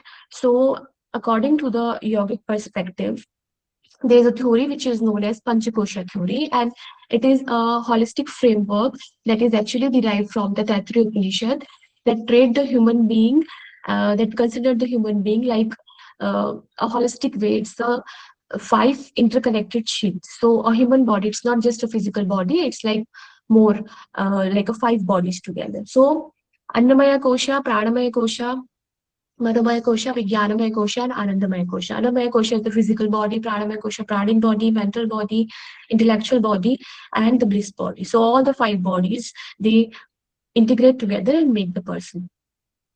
So according to the Guna theory, which is described in yoga, so it is tell that mainly the stroke, it is actually happen due to the happen in the people who are more rajasic and tamasic. So why? Because rajasic people, they tends to be more restless, they have more a kind of you can say prone towards fear, anxiety, irsha, jealous, and anger. And tamasic people, they are actually prone towards you can say depression, resilience to cope up with their stress, and sedentary lifestyle. So Rajasic personality and Tamasic personality, these two type of people, like these two type of thoughts, the negative thoughts that are created in the mind due to these two mental energies influence, they actually create turbulence in the Manomaya Kosha, which is known as Adhis in yoga. So these Adhis, they slowly graduates from the Manomaya Kosha to the Pranamaya Kosha, that is the pranic channels, or that is the pranic body, and they leads to disturbance of the prana function. And in Ayurveda also it is described like they are manasic doshas, rajasic and tamasic. So any disturbance in these manasic doshas, it also affects the mental health. So this disturbance which happens in the Manomaya Kosha, it pervades towards the Pranamaya Kosha, and it starts creating disturbance in the prana, natural flow of prana. So mainly like the stroke or the paralysis, it is mainly due to the disturbance of Vyana and the Apana. And it is also mentioned in Ayurveda that any blockages that are created in the Manovahi Srotas, so they affect or they create the blockages in the Pranavahi Srotas too. And further, they are creating the blockages in the Annamaya Kosha, or they, you can say, creates Vyadhi in the Annamaya Koshas. So this is how like mind-body integration happens, and any negative emotion or anything that affects the mind, it's also impacting the physical body, and this is the cause of certain psychosomatic diseases too. So mainly, like the yoga therapy, it addresses such kind of disorders. It helps in promoting or healing the person holistically, because all the practices like asanas, pranayama, mudra, bandha, that work like a, you can say, tools that works like a limbs of yoga therapy, they works on each of these levels. For example, like asanas, they works on the anamaya kosha, pranayama, it works on the pranamaya kosha, meditation, it works on the manamaya kosha, reading good books, self-study, swadhyay, it works on the vijnanamaya kosha, and it may also, when the energy of all these energy they are balanced, there is a free flow of energy in these koshas, it may leads to ultimate bliss. And any stroke, you can say, it may improve the quality of life of the person. So this is a kind of possible mechanism behind how the yoga and Ayurveda both are working. And along with this, Ayurveda, it includes the treatment mainly includes certain vata pacifying herbs and also certain panchakarma therapies that actually pacify the aggravated vata, and it channelize the vata properly in the limbs, in the body, that shows improvement in the motor function and the cognitive function of the person. So the case study result, it also supports the current evidences that the integrated yoga and Ayurveda therapy, it helps in improvement of functional outcomes as well as psychological well-being. So the conclusion of this case study is that yes, integrated approach, it will help in post-stroke management, and future directions for the researchers are like, it's important to do more scientific researches, randomized control trials to prove the efficacy of yoga and Ayurveda in the post-stroke management and making it like a part for the stroke rehabilitation process. Thank you, namaste, and these are some references. Thank you, ma'am. Thank you. Now, Sanjida Khatun. Sanjida Khatun. Good afternoon, sir. Yes, ma'am. Sir, just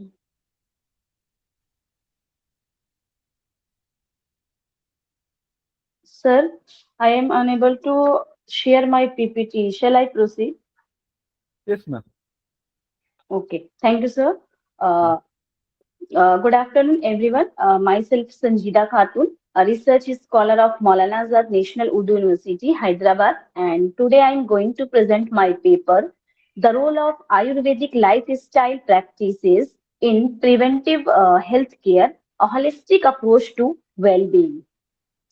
This study explores how Ayurveda contributes to maintaining health and preventing disease in today's fast-paced life.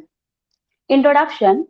Ayurveda is one of the oldest systems of medicine which developed in India more than 5,000 years ago. So it is not just about treatment, but it is a way of life that focuses on balance between body, mind, and spirit. And in today's world, we are seeing a shift from treatment-based healthcare to prevention-based healthcare. Lifestyle diseases like stress, diabetes, and obesity are increasing rapidly. So, Ayurveda offers natural, sustainable, and preventive solutions to these modern challenges.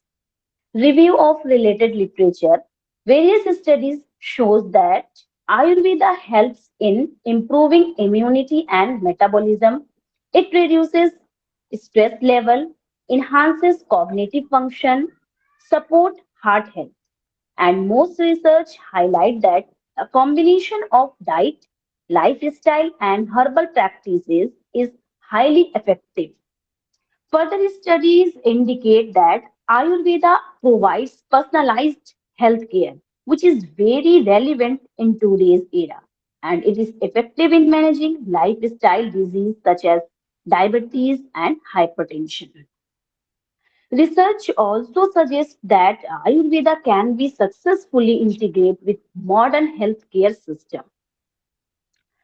Concept of preventive healthcare in Ayurveda.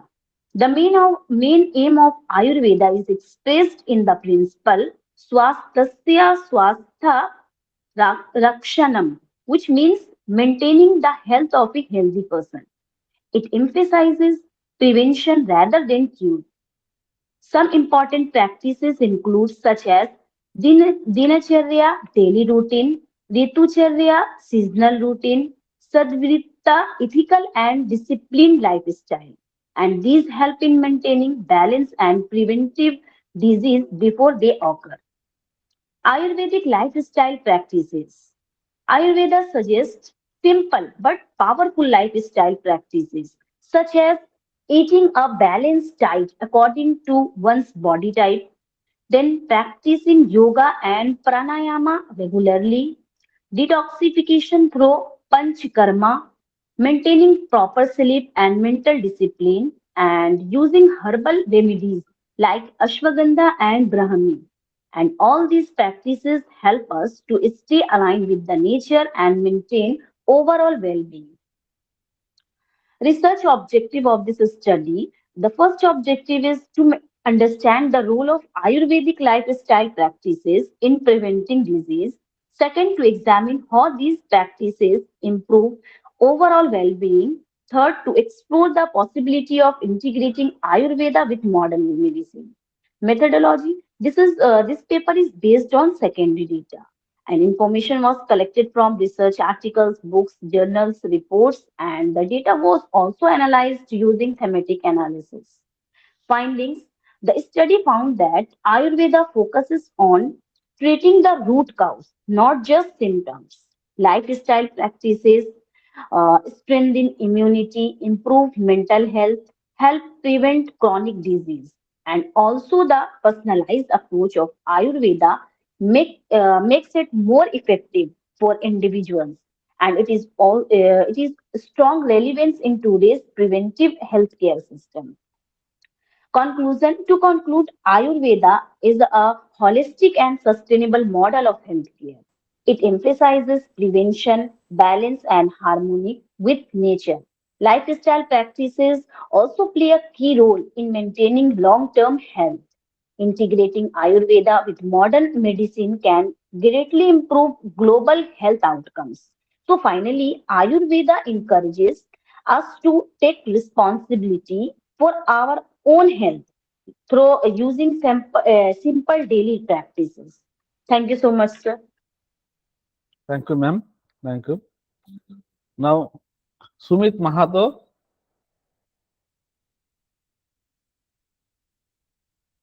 Sumit Mahato, are you here?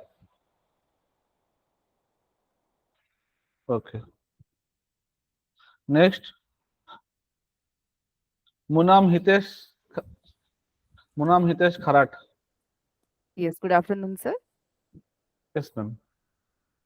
Just give me a moment.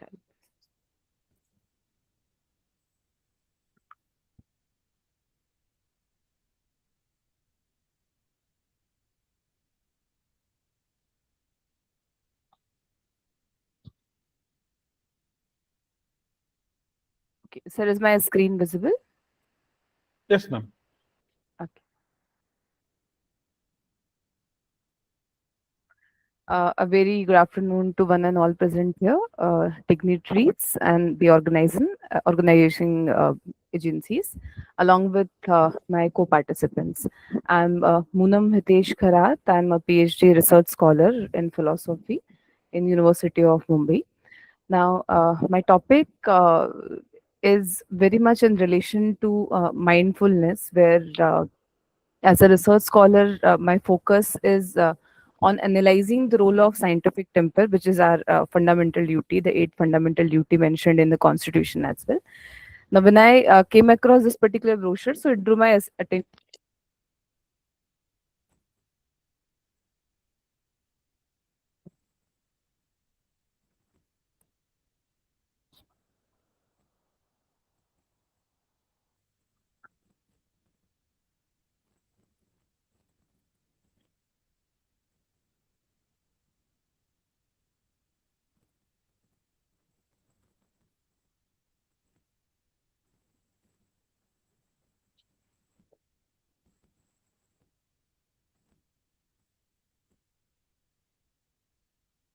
Madam, your voice is not audible.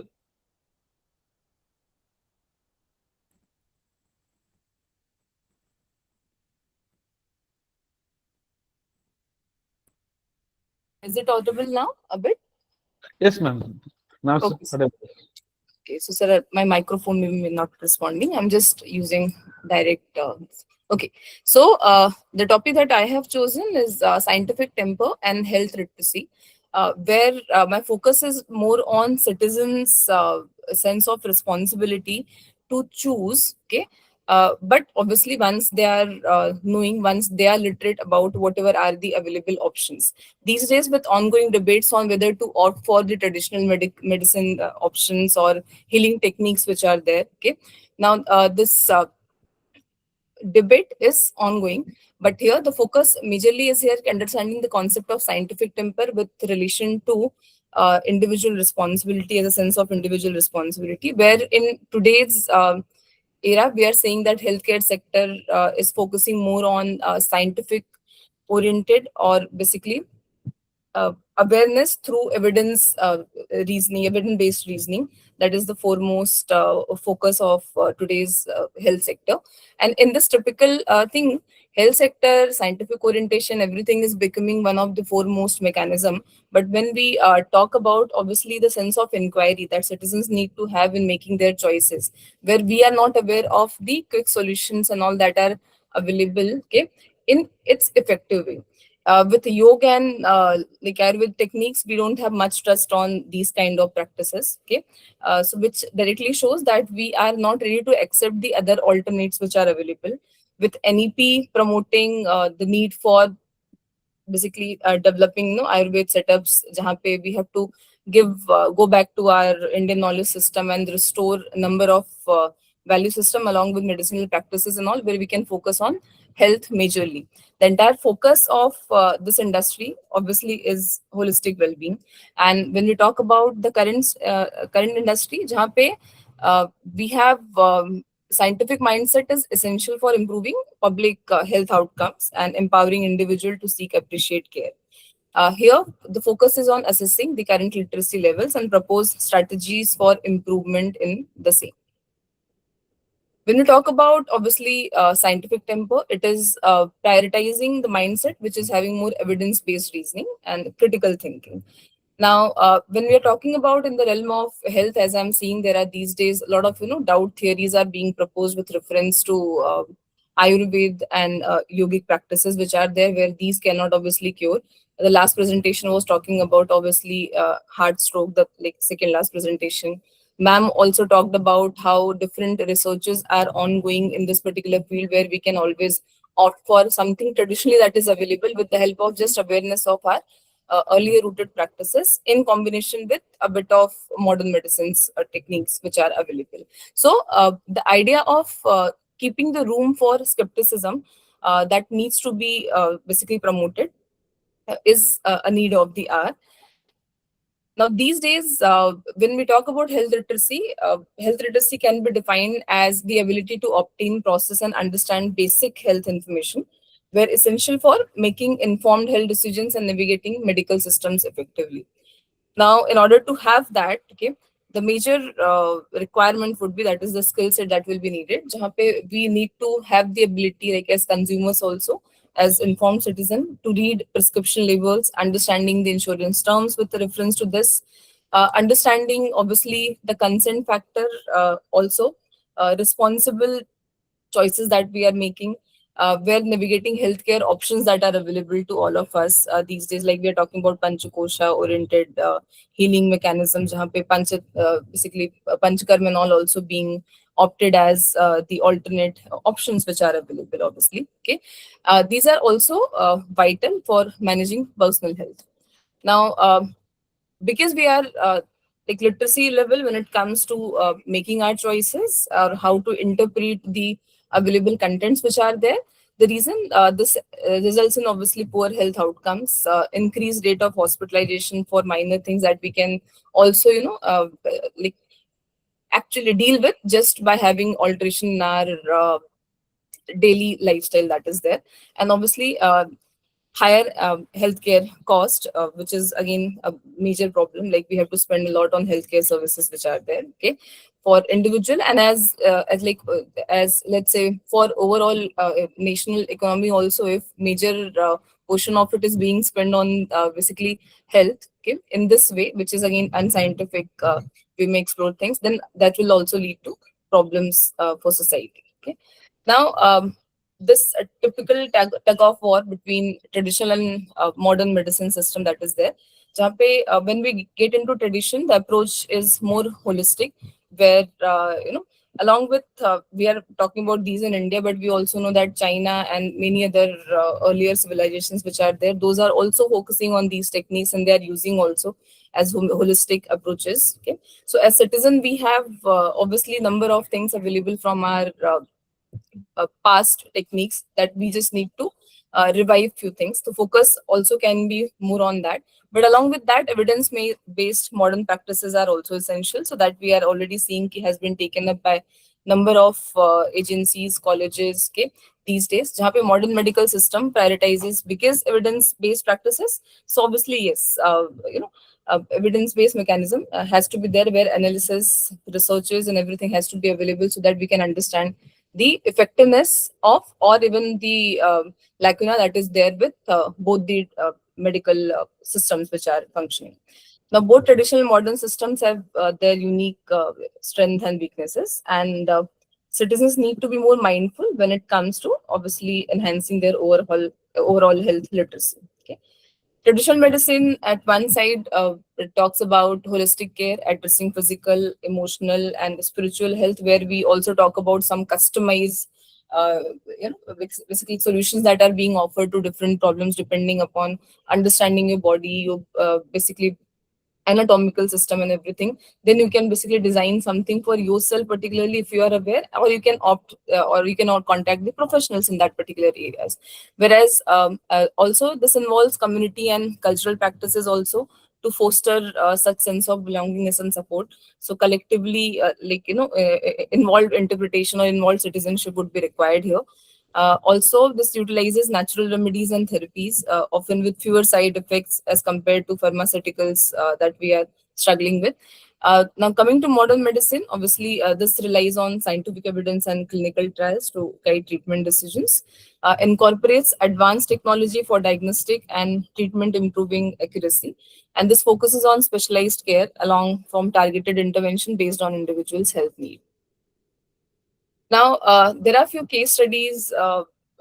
So there was this community health program success that I came across that is being run in Chicago, which has improved health literacy by 40% through interactive workshops, empowering number of participants who are involved on daily basis in discussing the medical options, or let's say health facilities that are available.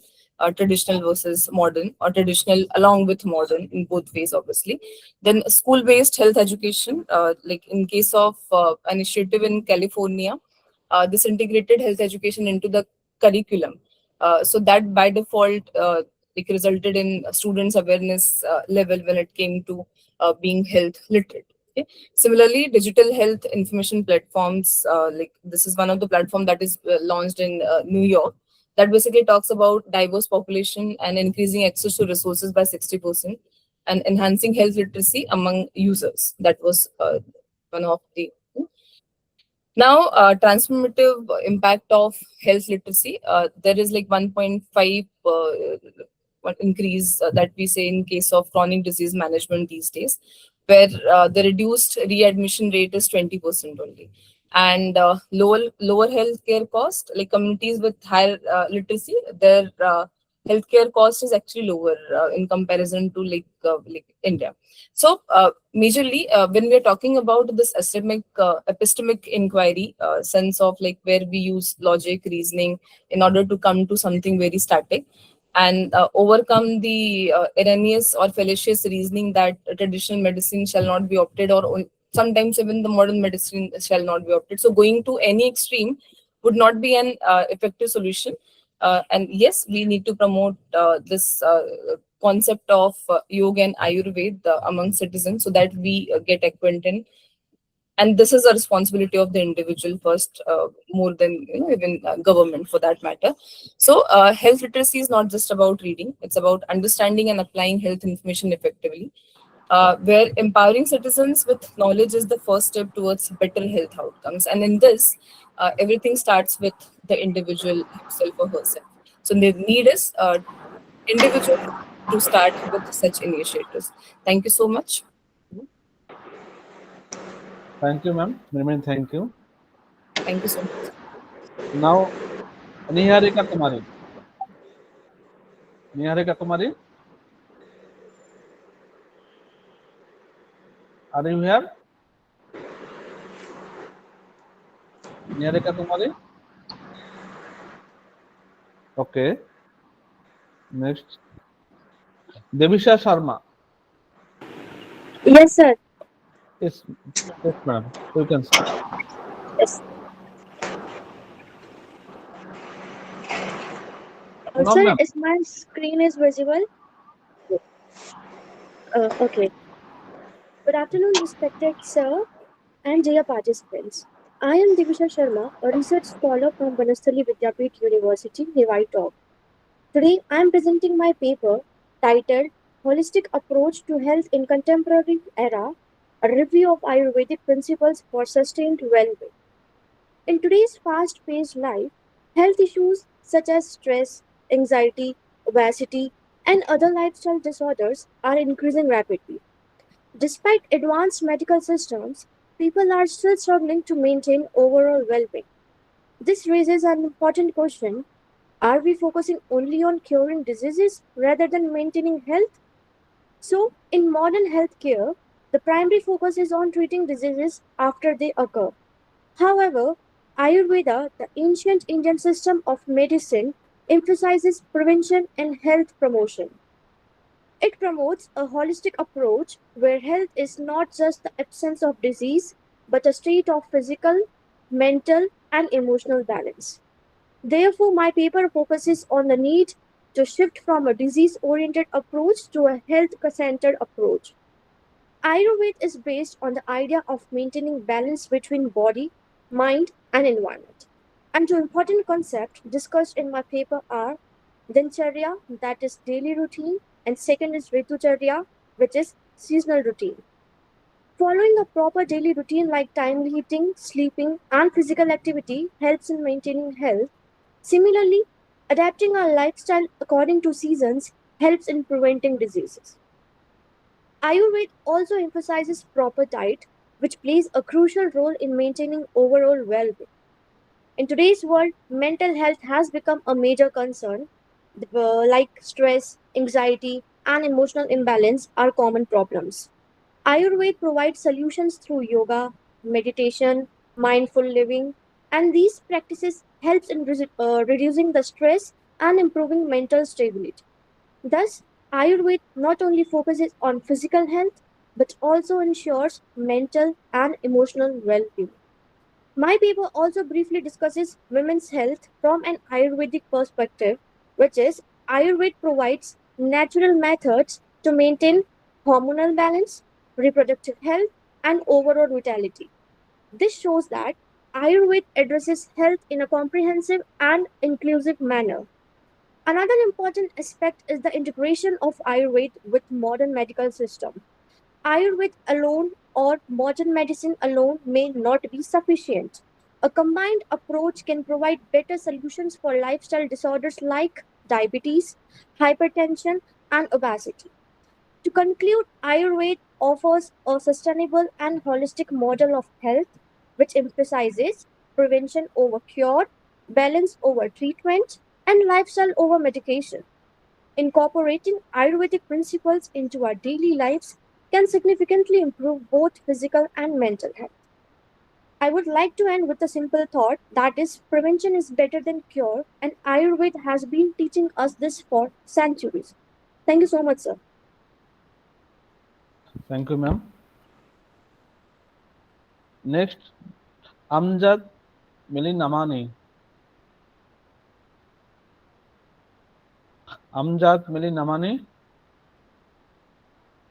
Are you here? Yes, sir. Yes.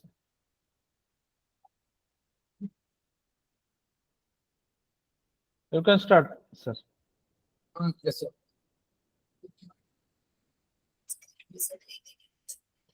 Sir, my screen is visible. No, sir.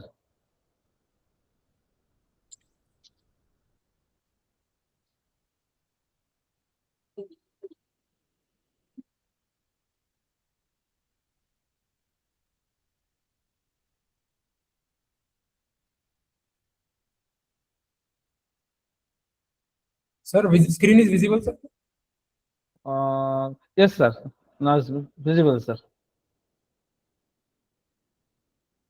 Good afternoon, sir. Myself, Amdabad. I am from RKM Medical College, Vijayapura. Sir, these are my contents about what I am representing today. My topic is the functional parallels between Vata dosha and the nervous system, a conceptual study. The comparison between Vata dosha and modern nervous system is one of the most meaningful bridges between Ayurveda and contemporary physiology. Physiology, pathology, diagnosis, medicine, and therapy, etc., are Ayurvedic holistic approach, which is founded on the threefold management known as Tridosha theory, which consists of Vata, Pitta, and Kapha dosha. Vata dosha considers the controller of all bodily activities. Nervous system act as the master regulatory and coordinating voluntary and involuntary functions. Parallel, both function as the body command, communication, and network. Vata dosha and nervous system. Vata dosha is main force of movement, communication, and control in the body. Nervous system similarly regulates bodily functions through transmission of impulses and coordination. Physical and physiological traits corresponding to each dosha. Vata is also responsible for psychological traits like enthusiasm, concentration. Pitta is responsible for intelligence, clear conception, digestion, metabolism, etc. Kapha is responsible for anabolic activities, immunity, resistance, courage. Basically, Vata, Pitta, Kapha constitute three regulatory systems respectively. For example, it is said by Acharyas, Pittam Pangu, Kafam Pangu, Pangu Maladatava, Vayuna Yatra Niyante, Tatra Gachati, Megavat. Aims and objectives. Aim to conceptually analyze Vata dosha and correlate its functions with structure and physiology of the nervous system. Objectives to describe the fundamental concepts of Vata dosha and to interpret Vata functions in terms of neurophysiological mechanism in a simplified manner. Guna are qualities of Vata dosha: Ruksha, dry, Shita, cold, Chala, moving, Lagu, light, Khara, rough. Functional qualities of are karma of Vata: quick actions and reaction, irregular appetite and sleep, fast speech and movements, tendency for dryness and roughness, variable mental state. Functional correlation between Vata dosha and nervous system. Gati, movement, it relates with motor nerve activity. Chesta or activity, it correlates with voluntary and involuntary actions. Vedana, sensory pathways. Niyantrana, CNS regulation. Pravartana, neural stimulation. Vak pravritti, speech. Of Vata and neural correlation. Pranavata, location, head, murda, brain, hridaya, just uraha, functions, respiration, swallowing, neural correlation, brain centers. Udanavata, location, chest and throat, functions, speech, effort, memory, neural correlation, speech centers or Broca's area. Vyanavata, location, hridaya, heart, and it circulates throughout the entire body, functions, circulation, and neural correlation is peripheral nervous system. Samanavata, location, Agnisthana, digestive tract, near small intestine, Grahani region, functions, digestion, coordination, neural correlation, enteric nervous system. Apanavata, location, Pakvashaya, large intestine, bladder, basti, pelvis, reproductive organs. Its function is excretion and reproduction, and neural correlation is sacral nerve, autonomic control of pelvic organs. Pranavata relates to respiration, cognition, and sensory control. Udanavata relates to speech and expression. Vyanavata can be linked with the distribution of impulses. Samanavata with digestive regulation, and Apanavata with excretion. Vata imbalance is associated with tremors, pain, poor coordination, and sensory disturbances showing resemblance to neurological dysfunctions. Vata dosha. Conclusion is Vata dosha and nervous system share a deep functional similarity. Vata represent dynamic control, coordination, and the movement which closely align with the neural regulation. So these are the references where I taken from. Thank you, sir.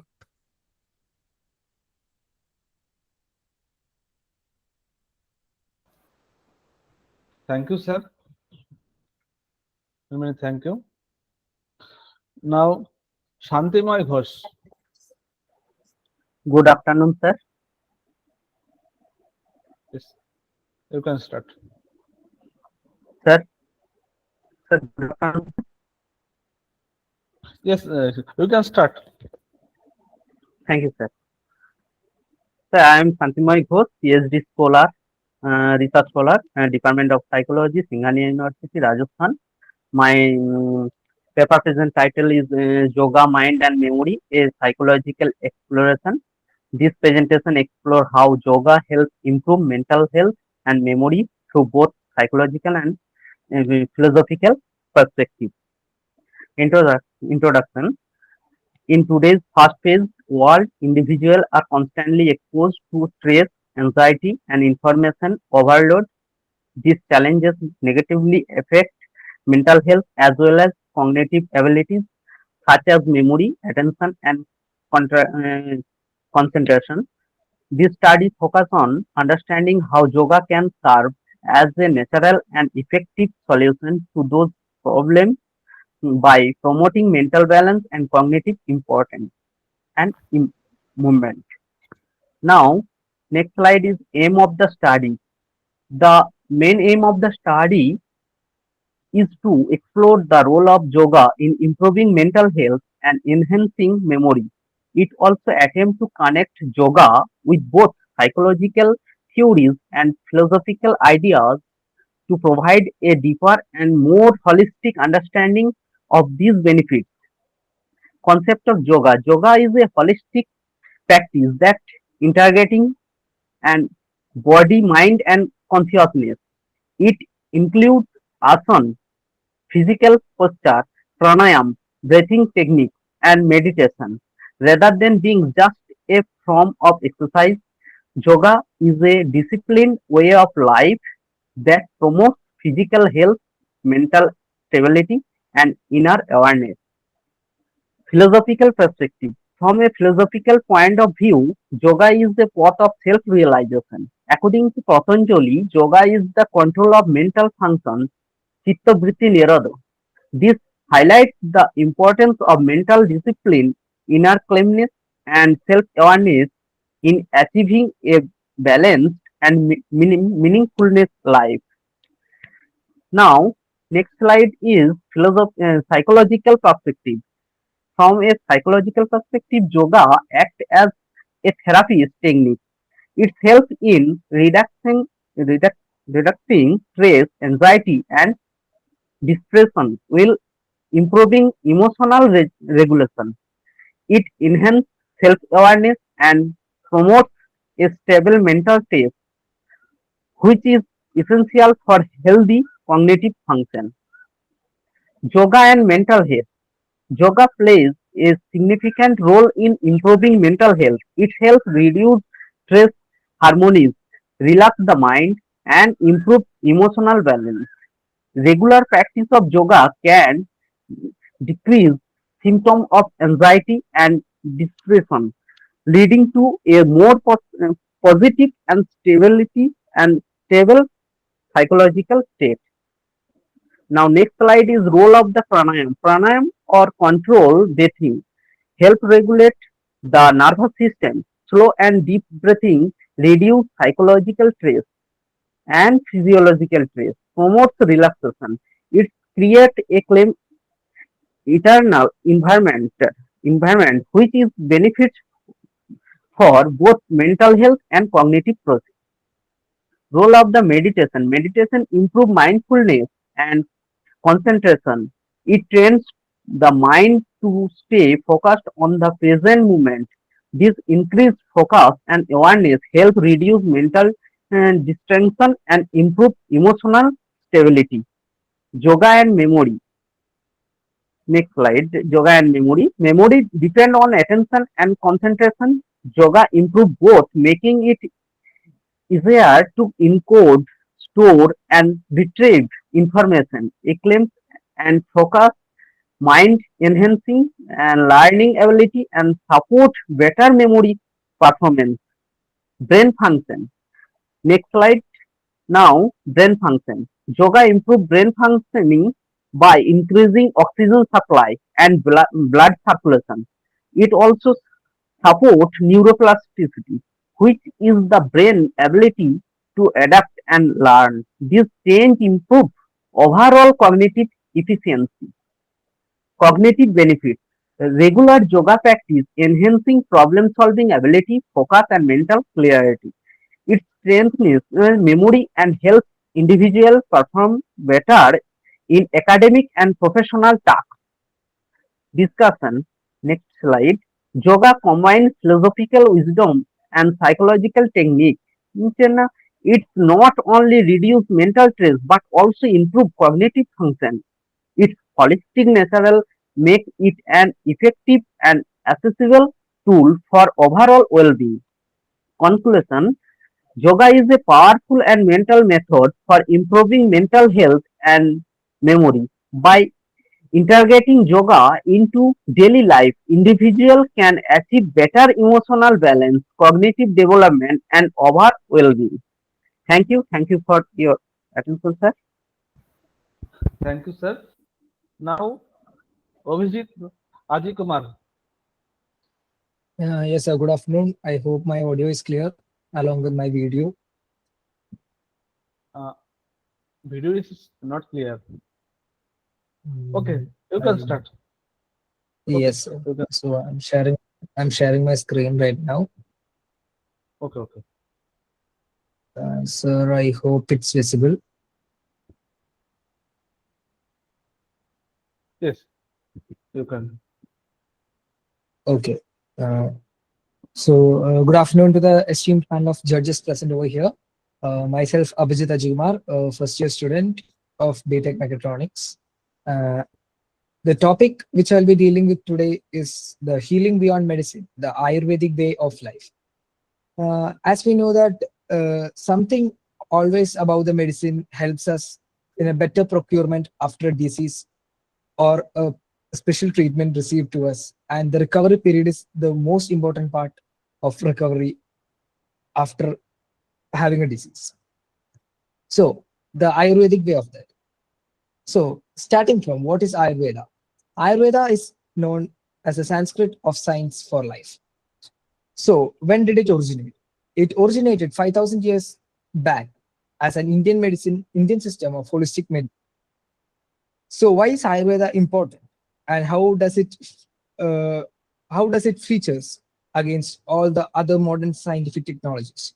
The holistic approach provided by it, which allows the unifications of the mind, body, and spirit as a simple whole well-being brought together, brings a pure mindfulness and peacefulness, unifying the whole spirit and the body. Ayurveda also focuses on the concept of prevention first. That is, it focuses mainly on preventing the illness than curing it. As we know, which we have heard as prevention is better than cure. So the core idea behind the science of Ayurveda is balance is the key. So in detailing that, the main components of our body are the mind, the physical body, and the spirit, connecting all these things. Below mindset, the clarity, the emotional stability, and the mental peace which is required to recover from a specific disease or a treatment is very much important as of having medicines. The physical body, the strength, the and the physical vitality bringing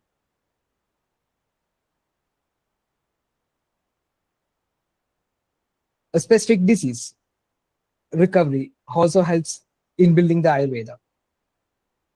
The spirit, the purpose, and connection of the inner harmony also helps in the case of Ayurveda.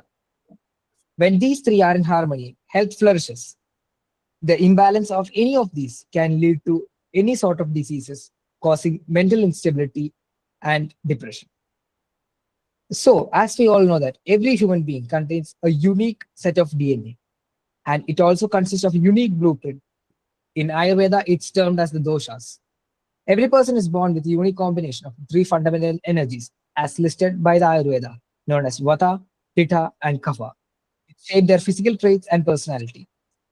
Vata, air and space, which governs our breathing patterns, our motion, and our creative thoughts. It can also help us in dangerous situations. The next category is Pitta, fire and water.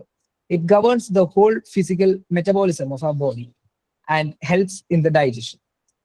Next, the Kapha, earth and water. It governs the structure, endurance, and calm, which lead to mental peace and emotional stability.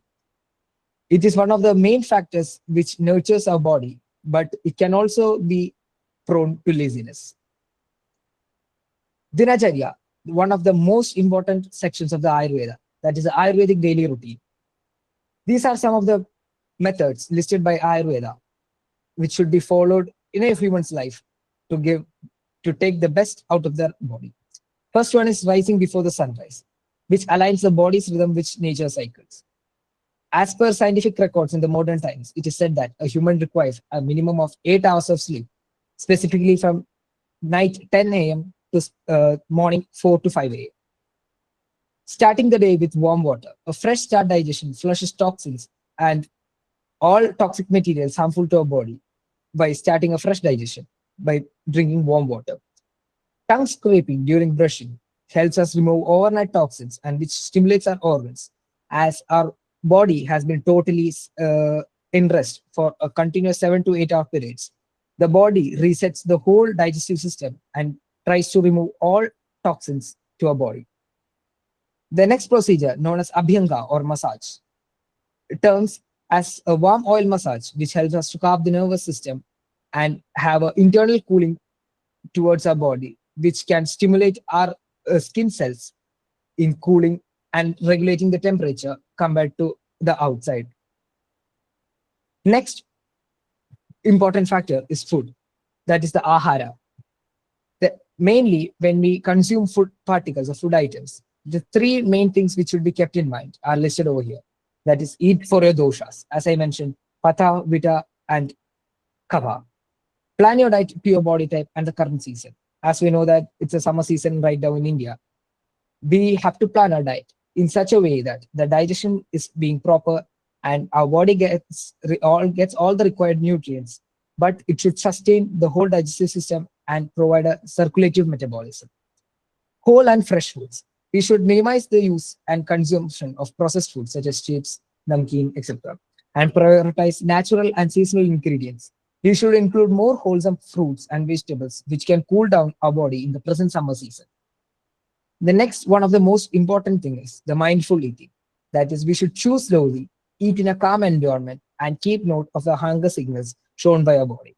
We should never neglect any sort of hunger signals or any sort of malnutrition shown by our body in various types such as rashes, infections, or any types of skin allergies or any types of digestive problems. Eat in a very calm environment and a calm and cool posture so that the metabolism and the digestion takes place properly. The next one is the Ritucharya or the seasonal harmony. Why it matters?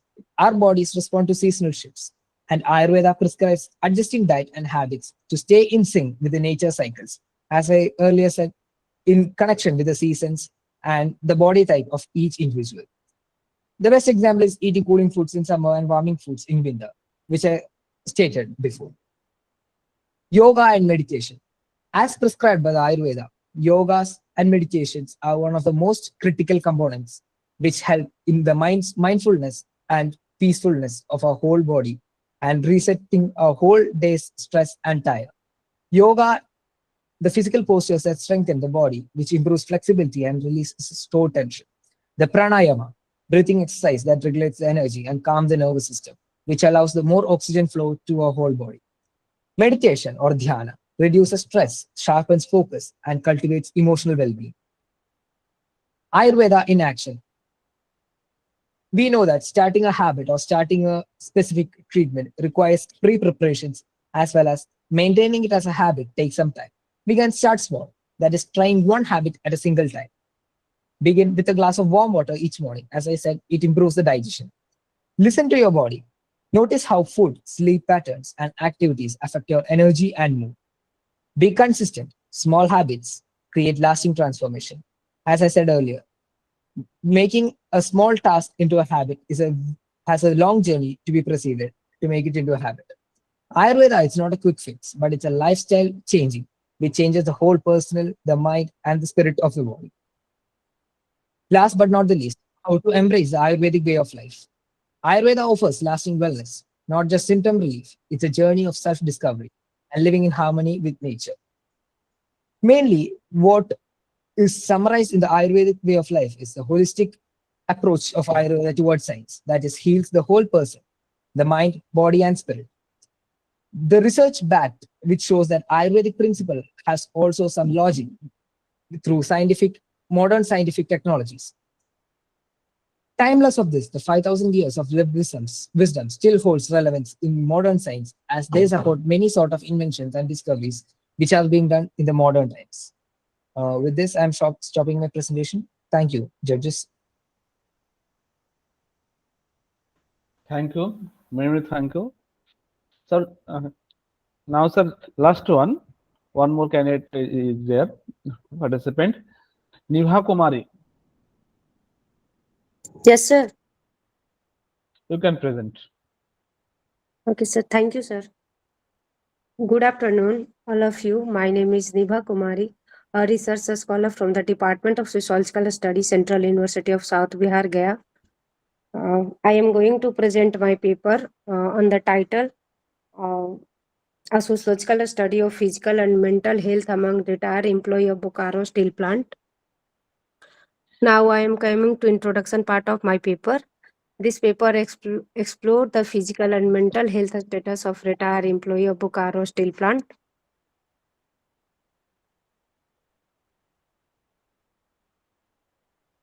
Especially in the steel manufacturing industry of India, Bokaro Steel Plant is the second largest public sector steel plant in India. Retirement is a significant transition in individual's life. It is not only a biological or economic event, but also a major social transition that reshapes role, identity, relationship, thereby influencing the physical, mental, social, and economic dimension of an individual's life. Health play a crucial role in determining the quality of life of the older adults. It is the multidimensional concept that absence of disease. According to World Health Organization, the holistic concept of health is a state of complete physical, mental, social well-being, not merely absence of the disease and infirmity. The global population of aging is increasing to the declining birth rate and longer life expectancy.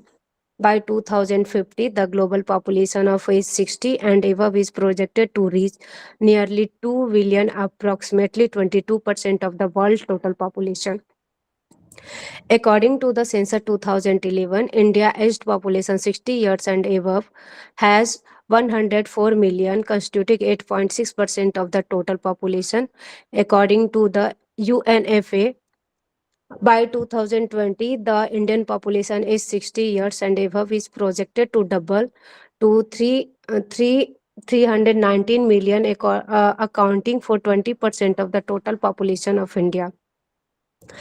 Generally, old age and retirement are associating with the various problems faced by the elderly, and improving their quality of life is a concern. Now I am coming to my objective and research question. The objective of this paper to explore the analyze physical and mental health status of retired employee of Bokaro Steel Plant. Methodology. This study adopted mixed method research design. The study was conducted in retirement area of retired employee from the various sector of Bokaro Steel City, Jharkhand.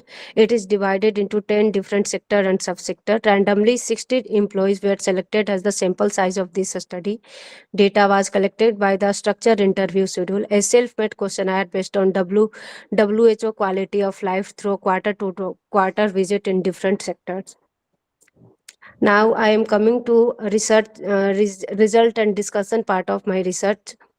Descriptive statistics of the participants showed that out of 60 elderly people, 75% were males and remaining 25% were female. The proportion of the young old, 69 to 60 and oldest old 80 to 80 and 80 years old above to be 43.3%, 48.3%, 8.3% respectively. It was observed that the most of the participants migrated to the place from Bihar and only 30% are original inhabitants of the district and the state. Another significant finding of the study was majority of the 99% were literate and 50% illiterate. Now I am coming to physical health status of the retirees. The most prevalent disease in retirees were blood pressure 61.66%, which indicate hypertension as the leading health problem among retirees. Joint pain and sugar were second most prevalent disease in the retirees. Nearly one third of the retirees are affected of the heart disease. The prevalence of the gastric problem, arthritis, thyroid, Parkinson's disease, TB, paralysis, asthma, cancer, and burn injuries. Only a small proportion of the retirees reported being completely free from disease or morbidity. Almost one-sixth of the retirees has only one disease and had any two disease, and 55.6% had more than two disease. Mental health status. Out of 60 retirees, approximately 80% reported having mental health problem.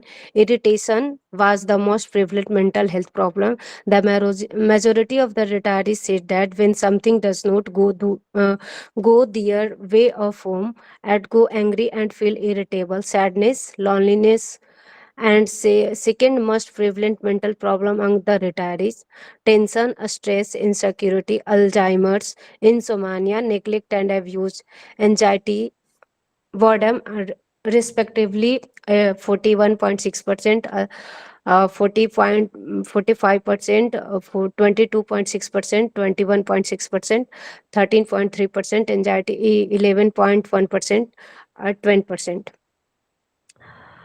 And general question about the post-retirement life. Among the participants, more than half, approximately 70%, were satisfied with their post-retirement life. 13.33% very satisfied, 10% neutral, and same were dissatisfied and any dissatisfied. Self-rated health measured by the excellence very good, good, fair, and poor. When asked the rate their health, approximately 68 point rated in their health good, 11.68% very good, and 8.33% rated excellent, 6.66% rated poor, and only 5% fair. Now I am coming to discussion and conclusion of my research. The results show that they are facing many hidden struggle with their bodies and minds. Over 85% suffer from at least one chronic illness. More than half at least two different diseases such as BP and diabetes. Blood pressure and sugar were most common disease among age group 60 to 69 years. Joint pain were most common problem among age group 17 to 79 years. The biggest mental health issue found was not just sadness, it is irritability, insomnia, sadness, loneliness were major mental problem among the age group 16 to 69 years. Neglect and abusing high among the age group 17 to 79 years. After retirement, many people stay at home and feel they have lost their role or purpose of life. Because of this, they may become irritated or unhappy when things do not go as they wish at home. Earlier, Indian families lived together and older adults were cared and respected. In Bokaro, many retirees now live alone or with their spouse because their children have moved away from work. More than half of the retirees feel lonely. The modern lifestyle is making them feel left behind. The study conclude that post-retirement life of Bokaro steel plant employee is neither good or nor bad. While most of them are financially safe because of their pensions and retirement fund, and they have access to good healthcare at Bokaro General Hospital. Their overall quality of life is being lowered, and physical and mental health struggles. Thank you. Thank you, many thank you. So now I would like to warmly invite respected sir to kindly present the concluding remarks of the session. Vinod sir. Hello.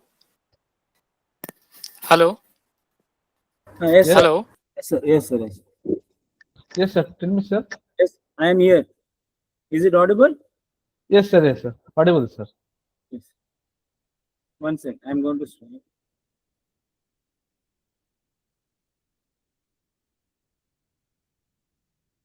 Good evening to one and all, and congratulations to all the presenters who have taken more efforts and presented in much better way, how much ever they can present. And all the presenters have done well. And I'm congratulating all the presenters who have taken part in this and presented in a much better way. But as a brief, I would like to conclude with the presentations in a small manner where all the presenters have been given their work according to their views. First presenter was Aniruddha Kumar sir, who was a senior most, I feel. Sir has presented very nicely on regarding meditation. He has explained on meditation, how it can be explored, on how it can be used in the present era, where the mind and body can be maintained, and to maintain the mindfulness and wellness of the body with the meditation. He has given so many tips and methods and how it has to be adopted. Sir has given research work which has also been carried out by him in association with some college or some other institution. So it was a very good presentation.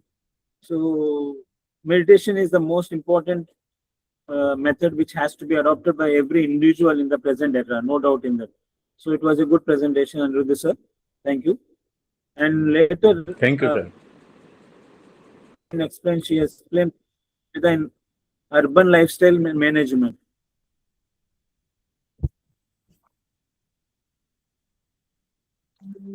Madam has presented whether in the lifestyle also, so which is very essential in the present lifestyle. Thank you, madam. And then Dr. Rashmi R. Hegde, and madam, she's a Ayurvedic doctor, I think. She's working as assistant professor, and she has presented on metabolic fire, that is clinical significance of Agni in maintaining homeostasis and preventing pathology.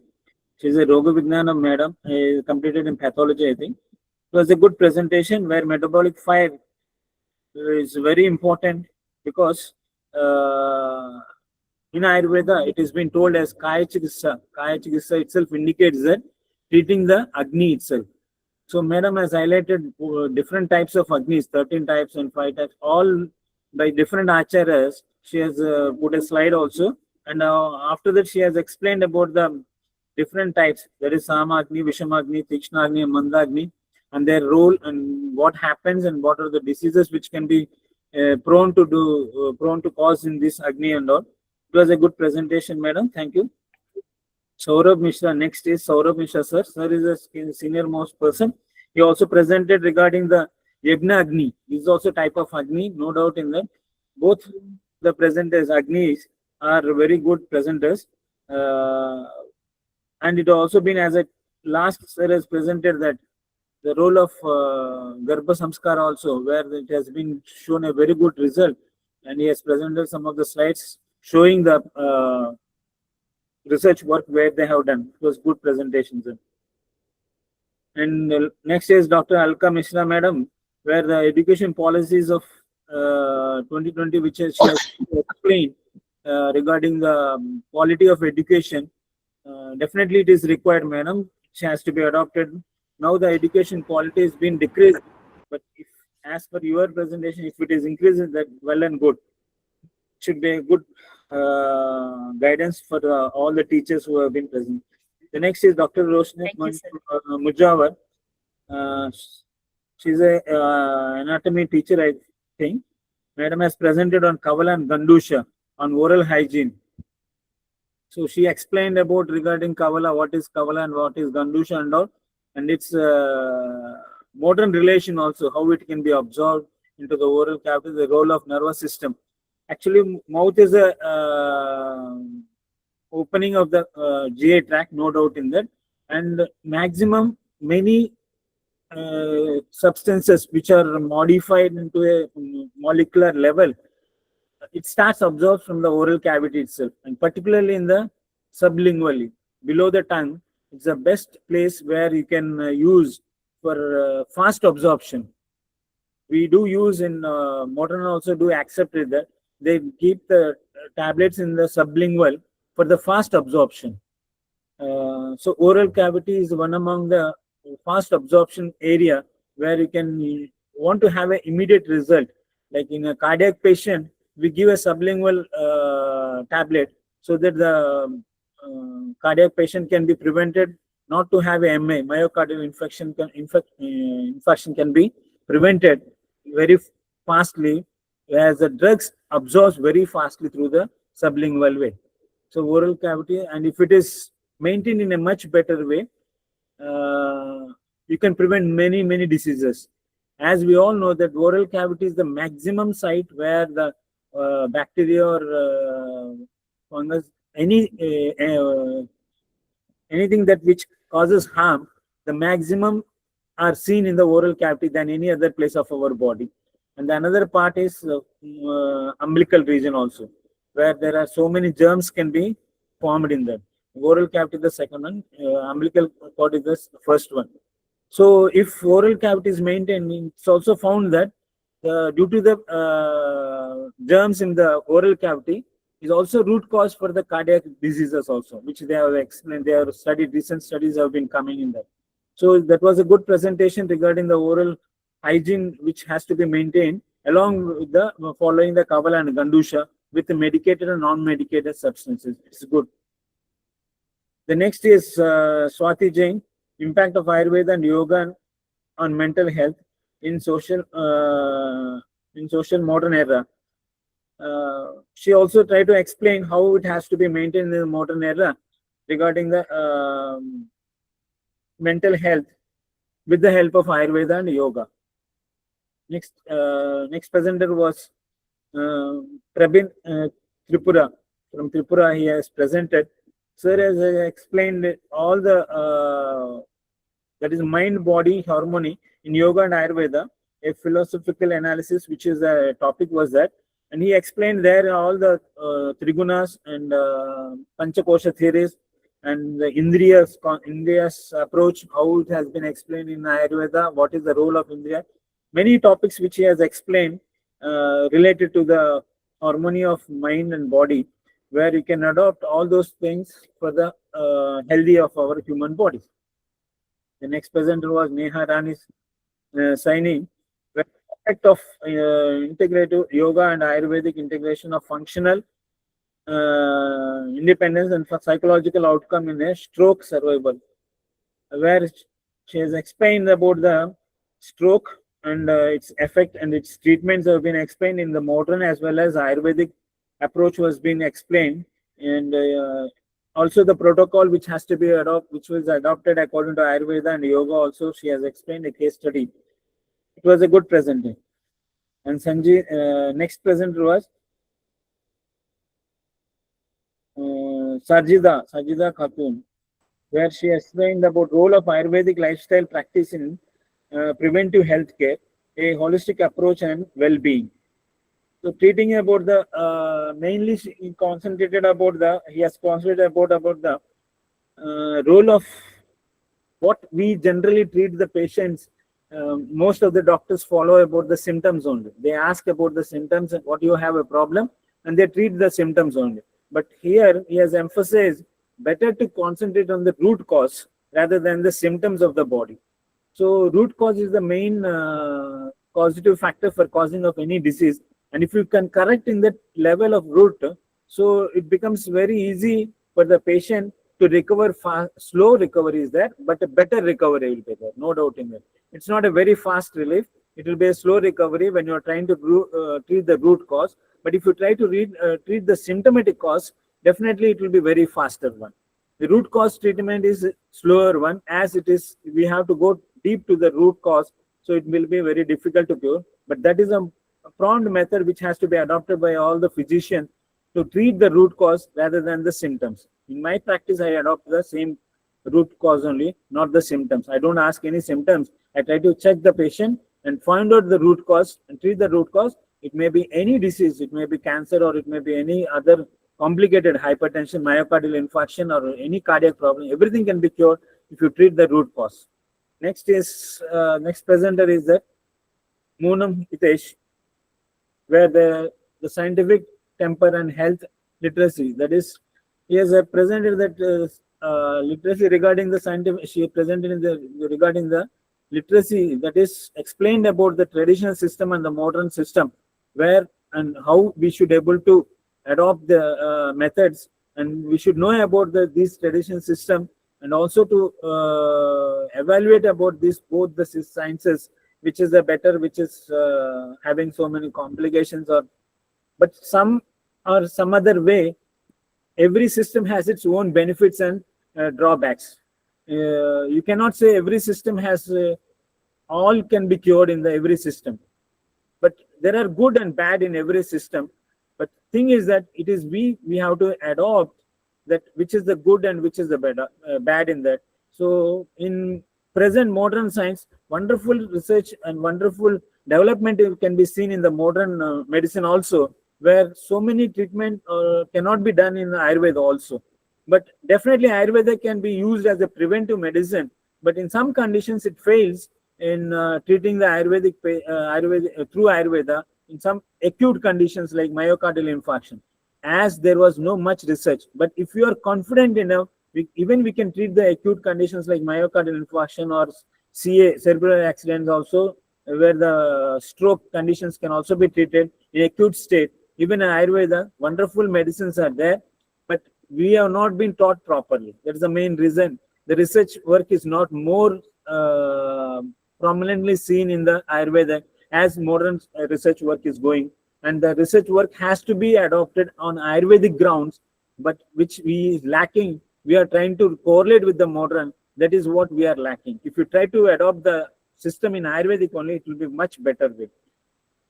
The next is Divisha Sharma, where the holistic approach to health in contemporary era, where she explained about the Ayurveda and its scope in the treatment and medicine for the mental good health also, which can be used for the mental good health also. And she explained about to give a hand in hand of both modern and Ayurveda for a better health. And no doubt in that, you can club all the medicine, all the system which was seen in the IMA medicine in the olden days. Both Ayurveda and modern together was been a degree where they could able to do good, wonderful result. My guide is also a combination, Ayurveda and modern mixed together only. His degree is also IMN or some degrees there in the Maharashtra, where sir has my guide in PG. Sir has completed both Ayurveda and modern together only. So he has a vast knowledge who can able to treat the patients in a much better way. So that pattern has to be adopted. And now Government of India is also planning to incorporate Ayurveda in modern also. MBBS students also should learn Ayurveda, because most of the Ayurvedic people are learning modern already. They have been taught pathology, surgery, medicine, everything. Modern topics have been read by the Ayurvedic people. In the same way, Ayurvedic also will be taught as a curriculum, part of a curriculum in the modern science also they are planning. If it comes, it well and good, and we can give a better result to the patient. Best treatment can be given to the patient. And next is Amjad Millennium. He's a first year student, I think so. He explained about the Vata dosha function parallel between Vata and nervous system, a conceptual study. That was, he tried to compare with modern and Ayurvedic relation between the Vata and the types of Vata and the which are the modern related systems related to this particular Vata, it may be Pranavayu or Vyanavayu, Apanavayu. He tried to relate with the modern science also, but always there is a lot of difference between Ayurvedic approach and the modern approach. No doubt, Vata means nervous system, which can be understood to certain extent, but beyond nervous system, there is something acting or related to the Vata dosha, which cannot be seen in the through nervous system alone, because this Vata will be acting in all the system. It is also acting on muscular system. It is also acting on digestive system. It is also acting on respiratory system, reproductive. Every system is having a role of Vata. It may not be through alone, mere alone, a nervous system alone, but you have to understand the Vata as a holistic nature. No doubt, the presenter has been tried to correlate it with the modern relation. The next one is Santimai Ghosh, where she has explained yoga, mind, and memory. He has tried to relate with the functions of yoga to increase the qualities of mind so that the memory can be improved. So many techniques which he has explained to relate with the yogic science so that you can improve the quality of mind, then you can improve the quality of memory also. The next slide, Abhijit Ajkumar, he has explained about the healing beyond medicine and Ayurvedic way of life. This presentation was good. He has presented in a very beautiful way. I can say that which he has methodology, he has adopted that the mind, body, and spirit has to be considered. That is true. When you're considering any treatment or considering about a health condition, all the three has to be considered. And he also explained about the blueprint as Vata and Pitta Kapha. Absolutely, it is true, because they are the main dosha, main structures in the body which regulates the body functions. And he also explained about the Dinacharya and Rutucharya, so many other factors which the health. Along with that, he also mentioned about food as medicine. No doubt in that. When you consume the food as a medicine, definitely you can prevent many diseases in the body. But if you don't have control over the food, definitely you are prone to take medicines as a food. No doubt in that. Means in large quantity you may require to take a medicine if you don't have control on your food habits. So it is true that try to take the food as a medicine. Otherwise, you may have to take a medicine as a food itself. Plenty of tablets has to be consumed to protect yourself if you don't have control on your food material. That was a good presentation. And he also explained about yoga, meditation, and Ayurvedic action, about the simple steps to be maintained. All other points which he has tried to cover in his presentation was a good presentation it was. And the last was Niba Singh, where she has tried to a case study which has been taken about the retired persons of a steel factory person who was in a Jharkhand. She took the members who have retired after retirement. After the retirement, she categorized the male and female categories and who are more prone to which disease. Every study she has done, no doubt in that. All these things which she found is that what she said is that hypertension was the main drug, main disease which she could able to find. Later, other diseases, joint pains or other complications, many diseases are seen. But the most highest people have been suffering from the hypertension. Maybe due to the factory working in the nature, steel factory working in nature, which can be affected, the stress conditions are more. So that may lead to the hypertension, maybe the main cause. So all the presenters have been done a good job and they have tried their best to present in a beautiful way. And it was a very good session where even we could able to get the different approaches and different knowledge. And I wish all the participants and the presenters a good success in future and all the best in their future vendors. And thank you very much for the organizers for giving me this opportunity to be a chairperson. I wish all the best. Thank you very much, sir. Thank you, one and all. Thank you, sir. Many thank you. So the last session will start from 4:10 p.m. All participants are kindly requested to attend the session 4 p.m. Thank you, sir. Okay, sir. 4:10, sir. 4:10. Next session will start. Okay, sir. Thank you.